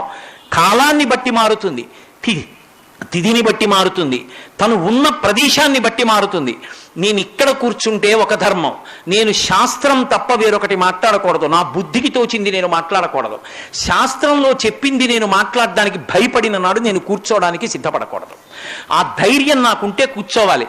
ఇక్కడ కూర్చుంటే శాస్త్రం మాట్లాడడం నా ధర్మం, అక్కడ కూర్చుంటే మాట్లాడకుండా కూర్చోవడం నా ధర్మం. అందున వేదిక మీద కూర్చుంటే సెల్ ఫోన్ మాట్లాడకుండా కూర్చోవడం ప్రత్యేక ధర్మం. వేదికల మీద కూర్చుని సెల్ ఫోన్లు వేద పండితులైనా మాట్లాడకూడదు. కాబట్టి ఎక్కడి ధర్మం అక్కడ పాటించాలి. ఆ ధర్మము లుప్తమైన నాడు ధర్మ భ్రష్టుడవుతాడు, ఆ స్థానమునందు ఉండడానికి అనర్హుడవుతాడు. అందుకే అందరికీ ప్రవేశము ఉచితము అన్న మాట వాడకూడదు. సభా ప్రవేశమునకు అర్హతలు ఉంటాయి. ఏ సభలో ప్రవేశించాలన్నా సభకి సంబంధించిన అర్హత లేనివాడు ఆ సభలో ప్రవేశించడానికి అనర్హుడు. ఏ సభలోకి వెళ్ళాలన్నా సభకి సంబంధించిన అధికారము అర్హత ఉన్నవాడే సభలోకి వెళ్ళాలి తప్ప ఆధ్యాత్మిక సభలు తేరగా దొరికినవి కావు అందరూ వెళ్ళడానికి. భగవంతుని యందు నిశ్చితమైన అస్తిక్య బుద్ధి ఉన్నవాడు మాత్రమే ఆధ్యాత్మిక సభల్లోకి ప్రవేశిస్తాడు తప్ప మిగిలిన వాళ్ళందరూ కూడా అందులోకి వెళ్ళకూడదు. నేను ఈ మధ్య కరపత్రాల్లో చూస్తూ ఉంటాను, అందరికీ ప్రవేశం ఉన్నది, అందరికీ ప్రవేశం ఉండదు. ఒక సభలోకి వెళ్ళాలి అంటే ఆ సభకి సంబంధించినటువంటి అనురక్తి నీకుంటే సభలోకి వెళ్ళాలి. అనురక్తి లేని నాడు బయట వర్షం పడుతోందని అక్కడికి వెళ్ళి కూర్చోకూడదు. కాబట్టి అది మనుష్యునిగా కనీస ధర్మం. వర్ణాన్ని బట్టి ధర్మం ఉంటుంది, ఆశ్రమాన్ని బట్టి ధర్మం ఉంటుంది. బ్రహ్మచారి ధర్మం బ్రహ్మచారిది, గృహస్థు ధర్మం గృహస్థుది, వానప్రస్థు ధర్మం వానప్రస్థుది, సన్యాసి ధర్మం సన్యాసిది. ఎవరు చెప్పాలి ఈ ధర్మం? వేదం ఒక్కటే చెప్తుంది. వేదము తప్ప ఇంకొకరికి ఎవ్వరికీ అధికారము లేదు. వేదము వినా వేరొకరు ఎవరు ఎంతటి గొప్పవారైనా నేను చెప్తున్నాను, వేదంలో చెప్పండి చెప్తున్నాను, ఇది ధర్మమే అనే అధికారము ఎవ్వరికీ లేదు. వేద ప్రోక్తమైనదే ధర్మము. ఒక బ్రహ్మచారి ఎలా ఉండాలి అంటే వేదాన్ని ఆధారం చేసుకునే చెప్పాలంతే. అందుకే పోతన గారు బలిచక్రవర్తి ఉపాఖ్యానం చెప్తే వామనమూర్తిగా శ్రీ మహావిష్ణువే వచ్చినా బ్రహ్మచారి ధర్మం చెప్పవలసి వస్తే శృతిలోంచే తీసుకున్నారు. తీసుకుని విప్రాయ ప్రకట వ్రతాయ భవతే విష్ణుస్వరూపాయతే తత్ప్రామాణ్య విదే త్రిపాదస్య ధరణిం దాస్యామి అంచున్ క్రియాక్షిప్రుండై ధనుజేశ్వరుండు వడుగుం చేసాతి పూజించి బ్రహ్మప్రీతం అని ధారబోసి భువనం ఆశ్చర్యమం పొందగాన్. ఒక దానం చేసేటప్పుడు వేదం ఎలా చెయ్యాలని చెప్పిందో, పుచ్చుకునే వాళ్ళు విష్ణువుని చూసి ఎలా నమస్కరించాలని చెప్పిందో, పుచ్చుకున్నవాడు పుచ్చుకున్నాడు కాబట్టి ఇక్కడ నీకున్న డబ్బు పుణ్యంగా మారి ఊర్ధ్వలోక నివాసానికి యోగ్యత కల్పించింది. పుచ్చుకునేవాడు దొరకకపోతే నువ్వు నీకున్న డబ్బు ఇక్కడే ఉండిపోతుంది, నీకు పుణ్యం లేదు కాబట్టి పతనం అయిపోతావు. నీకు ఇక్కడున్న డబ్బుని పుణ్యంగా మార్చడానికి విష్ణువు ఎదురుగుండా ప్రతిగ్రహీత రూపంలో వచ్చి నించున్నందుకు, ఆయన నీకు పుణ్యాన్ని కట్టబెట్టినందుకు పుచ్చుకున్న వాడికి ఇచ్చినవాడు నమస్కరిస్తాడు. మహానుభావుడు పోతన గారు ఆ వేద హృదయాన్ని బలిచక్రవర్తి ఉపాఖ్యానంలోకి తీసుకొచ్చారు. బ్రహ్మచారి ధర్మం బ్రహ్మచారిదే. గొడుగో జన్నిదమో కమండలయో నాకుల్ ముంజియో దండమో వడుగేనెక్కడ కరుల్ వామాక్షుల శంభులెక్కడ నిత్యోచిత కర్మమెక్కడ మదాకాంక్షితంబైన మూడడుగుల్ మేరయ త్రోవకిచ్చుటది బ్రహ్మాండంబు నా పాలికి అంటాడు వామనమూర్తి. నేను బ్రహ్మచారినయా, నా ధర్మం నాకుంది, నేను జపం చేసుకోవాలి, నాకు అక్షమాలయ్యి, నా గాయత్రీ మంత్రం చేసుకోవాలి, ఓ జంఝమి ఎప్పుడైనా జంఝం పెరిగిపోతే వేసుకుంటాను, లేదు ఓ దర్భల మలత్రాడి ఓ కృష్ణాజినవి పుచ్చుకుంటాను. అంతేకాని నాకు ఏనుగులు ఎందుకు, గుర్రాలు ఎందుకు, భూములు ఎందుకు, అగ్రహారాలు ఎందుకు, లేకపోతే ఒంటెలు ఎందుకు, ఆడపిల్లలు ఎందుకు, నాకు అక్కర్లేదు. నా ధర్మానికి నా ఆశ్రమానికి పనికొచ్చేవి నాకు ఇవి తప్ప అక్కర్లేనివి నాకు అక్కర్లేదు అన్నాడు. బ్రహ్మచారి ధర్మం బ్రహ్మచారిది, గృహస్థు ధర్మం గృహస్థుది. గృహస్థు బ్రహ్మచారిలా బ్రతకూడదు, బ్రహ్మచారి గృహస్థులా బ్రతకూడదు, బ్రహ్మచారి గృహస్థు వానప్రస్థులా బ్రతకూడదు, ఈ ముగ్గురిలా సన్యాసి బ్రతకూడదు. సన్యాసి కూడా ధర్మం నుంచి విడుదలైన వాడేం కాడు, సన్యాసి కూడా ధర్మము చేత కట్టుబడ్డవాడే. సన్యాసికి కూడా ధర్మం ఉంది వేదంలో. సన్యాసి ధర్మం సన్యాసి పాటించాలి. వెనక గుర్రాలు రానివ్వండి, ఏనుగులు రానివ్వండి, లొట్టిపిట్టలు రానివ్వండి, తను మాత్రం పాదచారి అయి వెళ్ళాలి. మహానుభావుడు పరమాచార్య స్వామి వారు నడిచి వస్తుంటే వెనక ఏనుగులు గుర్రాలు పీఠమర్యాలతో వచ్చేవి, కానీ ఆయన కాలినడకన వెడుతుండేవారు, లేదా శిష్యులు మోసిన పల్లకీలో వెడుతుండేవారు. ఆఖరికి రామేశ్వర క్షేత్ర దర్శనానికి వెళ్ళవలసి వస్తే సముద్రం మీద మీరు వెళ్ళడానికి మార్గం లేదు, రైలులో వెళ్ళమంటే రైలులో వెళ్ళనని ఆ రోజుల్లో కింద సముద్ర తరంగాలు పైకి లేస్తుంటే, రివ్వున గాలి వీస్తుంటే దర్భంత సన్నటి శరీరంతో ఉరప్పంజరం పైకొచ్చి కాషాయ వస్త్రాన్ని గట్టిగా పట్టుకుని సత్యదండాన్ని విడిచిపెట్టకుండా చేత్తో పట్టుకుని ఇంజన్లోంచి కింద పడిన ఇంధనంతో జారిపోతున్న కొయ్య పలకల మీద కాలు తీసి కాలు వేస్తూ రామేశ్వరం చేరుకున్నారు తప్ప రైలెక్కలేదు. సన్యాస ధర్మానికి అంత కట్టుబడ్డాడు మహానుభావుడైన. ధర్మమునకు కట్టుబడిన వాడెవరో వాడు మహాత్ముడు. అందుకే మహాస్వామి ఒక మాట చెప్తుండేవారు, నేను కలియుగంలో పుట్టినందుకు ఎంతో సంతోషిస్తున్నాను, నేను త్రేతాయుగంలో పుడితే రాముడికి నమస్కరించే అవకాశం నాకు లేకపోయేదనేవారు. ఎందుకంటే రాముడు గృహస్థు, సన్యాసికి నమస్కరిస్తాడు. నేను త్రేతాయుగంలో పుడితే రాముడు నాకు నమస్కరించేవాడు, కలియుగంలో పుట్టాను కాబట్టి రాముడికి నమస్కరిస్తున్నాననేవారు. ధర్మం అంటే ధర్మమే, ఎప్పుడు మాట్లాడినా ఎక్కడ మాట్లాడినా ధర్మమే, రాముడు ఎక్కడ మాట్లాడినా ధర్మమే. సమస్త వాంగ్మయమంది పిండేస్తే వచ్చేది ధర్మం. ఆ ధర్మము వేద ప్రోక్తం. ఏ ఆశ్రమంలో ఉన్నావో ఆ ధర్మాన్ని పాటించాలి. గృహస్థు దానం పట్టచ్చు, భార్యతో కలిసి ధార్మికమైన కామాన్ని అనుభవించవచ్చు, పుత్ర సంతానాన్ని పుత్రికా సంతానాన్ని పొందవచ్చు, తన సంసారాన్ని తాను పోషించుకోవచ్చు, కోటలో ఉండి పోరాటం చెయ్యవచ్చు, బ్రహ్మచారికి సన్యాసికి అన్నం పెట్టవచ్చు, 2 ఆశ్రమాల్ని నిలబెట్టవచ్చు, పంచయజ్ఞములను చేసి సమస్త భూతకోటిని పోషించవచ్చు. అందుకే అన్ని ఆశ్రమాల్లోకి గృహస్థాశ్రమమే గొప్పది అన్నారు. ఎందుకని అంటే తక్కువని కాదు సన్యాసాశ్రమం. సన్యాసాశ్రమంలో ఉన్నవాడు తనకి తాను తరించడానికి వైరాగ్యంతో వెళ్ళాడు. గృహస్థు తాను ఆ ఆశ్రమంలో ఉంటూ 10 మందిని పోషిస్తున్నాడు. సన్యాసిని కూడా తాను తరిస్తూ 10 మందిని తరింపజేస్తున్నాడు. ఏ ఆశ్రమానికి ఉండే ధర్మం ఆ ఆశ్రమాంది. ఏకాదశి నాడు ఉపవాసం ధర్మం, ద్వాదశి నాడు ఉపవాస విరమణం ధర్మం. నా తల్లి దగ్గరికి వెడితే మా అమ్మలో అమ్మతనాన్ని చూడడం నా ధర్మం. నా భార్య దగ్గరికి వెడితే ఆడతనాన్ని చూసినా తప్పు రాదు నా ధర్మానికి. నా కూతురు దగ్గరికి వెడితే నా ధర్మం వేరు, నా కొడుకు ముందు నించుంటే నా ధర్మం వేరు, నేను ఉపన్యాసం చెప్తే నా ధర్మం వేరు, శ్రోతగా కూర్చుంటే నా ధర్మం వేరు, నేను వాహనం ఎక్కితే నా ధర్మం వేరు. ఇక్కడ ఇన్ని ఉపన్యాసాలు చెప్పాను కదా అని కాసేపు ఆగి కారు ఎక్కి నేను వెళ్ళిపోయేటప్పుడు డ్రైవర్తో కారు ఎలా నడపాలో, కాలు తొక్కుతున్నావా, యాక్సిలేటర్ మీద కారు ఉందా, బ్రేక్ మీద కాలుందా, 2 చేతులతో పట్టుకున్నావా అని ఉపన్యాసాలు మొదలు పెడితే అసహ్యం వేసి ఏలూరులో కారు దిగి వెళ్ళిపోతాను, నువ్వు నడుపుకోమని. ఎక్కడి ధర్మం అక్కడ నేను ప్రశాంతంగా కూర్చోాలి. అతనికి తెలుసు నన్ను గమ్యాన్ని చేర్చడం అని. ఎక్కడి ధర్మం అక్కడ. ఏ క్షణంలో పట్టుకోవలసిన ధర్మం ఆ క్షణంలో పట్టుకోవాలి. మారుతున్న ధర్మాన్ని జాగ్రత్తగా వేదం ఎలా చెప్పిందో అలా పట్టుకున్నవాడు మారనటువంటి సత్యస్వరూపుడైన భగవంతునిగా మారిపోతాడు. చిట్ట చివరికి కదులుతున్న ధర్మాన్ని పట్టుకుని కదలని సత్యంగా మారతాడు. అందుకే ఇప్పుడు కాదు, అప్పుడు కాదు, ఎప్పుడు కాదు, ధర్మచక్రం తిరగడానికి, సమస్త భూతకోటి సంతోషంగా ఉండడానికి ఎవరు మనుష్యులు కాదు.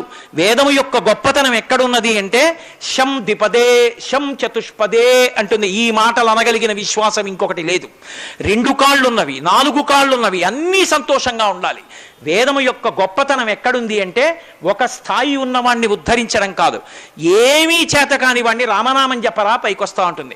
ఎవరికి కావలసిన మార్గం వారిది. భక్తి మార్గము, జ్ఞాన మార్గము, కర్మ మార్గము ఎవరికి కావలసిన మార్గం వాళ్ళకి ఇస్తుంది. ఒక మార్గం చెప్పి మిగిలిన మార్గాల్ని మూసేయదు. అన్ని మార్గములను అందించి సర్వభూమికలలో ఉన్న వారిని ఉద్ధరిస్తుంది. పరమేశ్వరుణ్ణి చేరడానికి మార్గం ఇస్తుంది. ఇక్కడ సుఖాలు అనుభవించడానికి కారణం అవుతుంది. శాశ్వతమైన సుఖములకు పునాది వేస్తుంది. అటువంటి వేదం పరమేశ్వర ప్రోక్తమైనది. ఆ వేదము యొక్క ఆవశ్యకత ఏమి అని నేను మాట్లాడాలి అంటే కొన్ని నెలలు మాట్లాడినా అది పూర్తయ్యేది కాదు. కానీ ఏకశబ్ద సమ్యజ్ఞాత సృష్ట ప్రయుక్త స్వర్గే లోకే కామదుగ్భవతి. ఒక్క విషయాన్ని మనసారా త్రికరణ శుద్ధిగా నమ్మి పలికిన పలుకు చేత దేవతలు సంతోషిస్తారు. ఇందాక పెద్దలైనటువంటి వారు చెప్పినట్టుగా తాను నమ్మనిది, తాను విశ్వసించనిది, తాను అనుభవించనిది తాను సభలో చెప్పే అధికారం లేదు. కాబట్టి ఆ పరమేశ్వరుని యొక్క కృపాకటాక్ష వీక్షణం చేత ఇవాళ ఇంతమంది వేదం చదువుకున్న పండితులంటే ఇవన్నీ గాయత్రి మహామాత యొక్క ముఖాలు. నాకు ఉపనయనమైనప్పటి నుంచి నేను చేసినటువంటి గాయత్రికి ప్రసన్నురాలైన నా తల్లి, ఉరే నీకు నందననామ సంవత్సర శ్రావణమాస కృష్ణపక్ష తదియ తిథి నాడు ప్రదోష వేళలో నేనే అనేక ముఖాలతో నీకు దర్శనమిస్తానంది. ఆ అన్నందుకు నా తల్లి ఇవాళ ఇన్ని ముఖాలతో దర్శనమిచ్చింది. ఇంతమంది వేద పండితుల్ని చూడడం అంటే ఇన్ని ముఖాలుగా గాయత్రిని చూడడమే. ఇంత పరమ పవిత్రమైనటువంటి సభలో పాల్గొనేటటువంటి అదృష్టాన్ని నాకు కల్పించినటువంటి కార్యనిర్వాహక మండలి వారికి నా ప్రత్యేకమైనటువంటి కృతజ్ఞతలను ఆవిష్కరిస్తూ, ఇంతమంది పెద్దలు ఉండగా కూడా మాట్లాడగలిగాను అంటే ఒక్కటే ధైర్యం. తన యొక్క చిన్నతనం, కిందనున్న వాటి పెద్దతనం తెలియకపోతే చాలు. ఒక చెట్టు మీద కోతి కూర్చుని కిచకిచలాడగలదు కింద పులులు సింహాలు ఉండగా. ఎందుకంటే పులులు సింహాలు అవని తాను కోతినని తనకి తెలియకపోవడమే. నేను మాట్లాడడానికి నా శక్తి ఏమిటి అంటే నా అల్పజ్ఞత్వం నాకు తెలియకపోవడమే. కాబట్టి ఒకవేళ నా వాక్కులలో ఏదైనా దోషం ఉంటే మన్నించి నాకింత మంచి అవకాశం ఇచ్చినటువంటి పెద్దలందరికీ నా హృదయపూర్వకమైన కృతజ్ఞతలను ఆవిష్కరిస్తూ, వేదం చదువుకున్న పండితులు ఎక్కడ కనపడినా 2 చేతులు ఎత్తి నమస్కరించండి అని మహాస్వామి వారి ఆజ్ఞ. ఇంతమంది వేద పండితులు కింద కూర్చునుండగా ఆసనంలో కూర్చుని ప్రసంగించినటువంటి నా పాపమును వేదమాత క్షమించుగాక అని ఆ తల్లి పాదములు పట్టి ప్రార్థన చేస్తూ, స్వస్తి మంగళాశాసనపరై మదాచార్య పురోగమై సర్వైశ్చ పూర్వైరాచార్యై సత్కృతాయాస్తు మంగళం. మంగళం కోసలేంద్రాయ మహనీయ గుణాత్మనే చక్రవర్తి తనూజాయ సర్వభౌమాయ మంగళం. ఉమాకాంతాయ కాంతాయ కామితార్థప్రదాయిని శ్రీగిరీశాయ దేవాయ మలినాథాయ మంగళం. సర్వం శ్రీ ఉమామహేశ్వర పరబ్రహ్మార్పణమస్తు. స్వస్తి.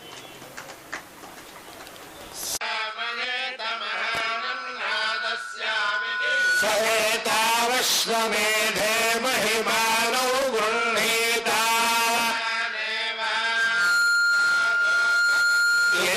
యజమానదేవత్యా వైభవా యత్వరాం మహిమ్రో భయతః పరియజతి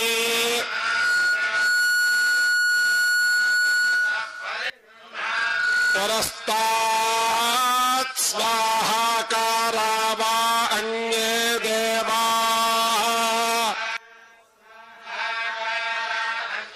తే వా ఏతేష్వ ఏవ వేద్య ఉభయేవ రుధ్యంతే తానేవ భయాన్ ప్రీణాతి మా ప్రేణ గ్రాభేణ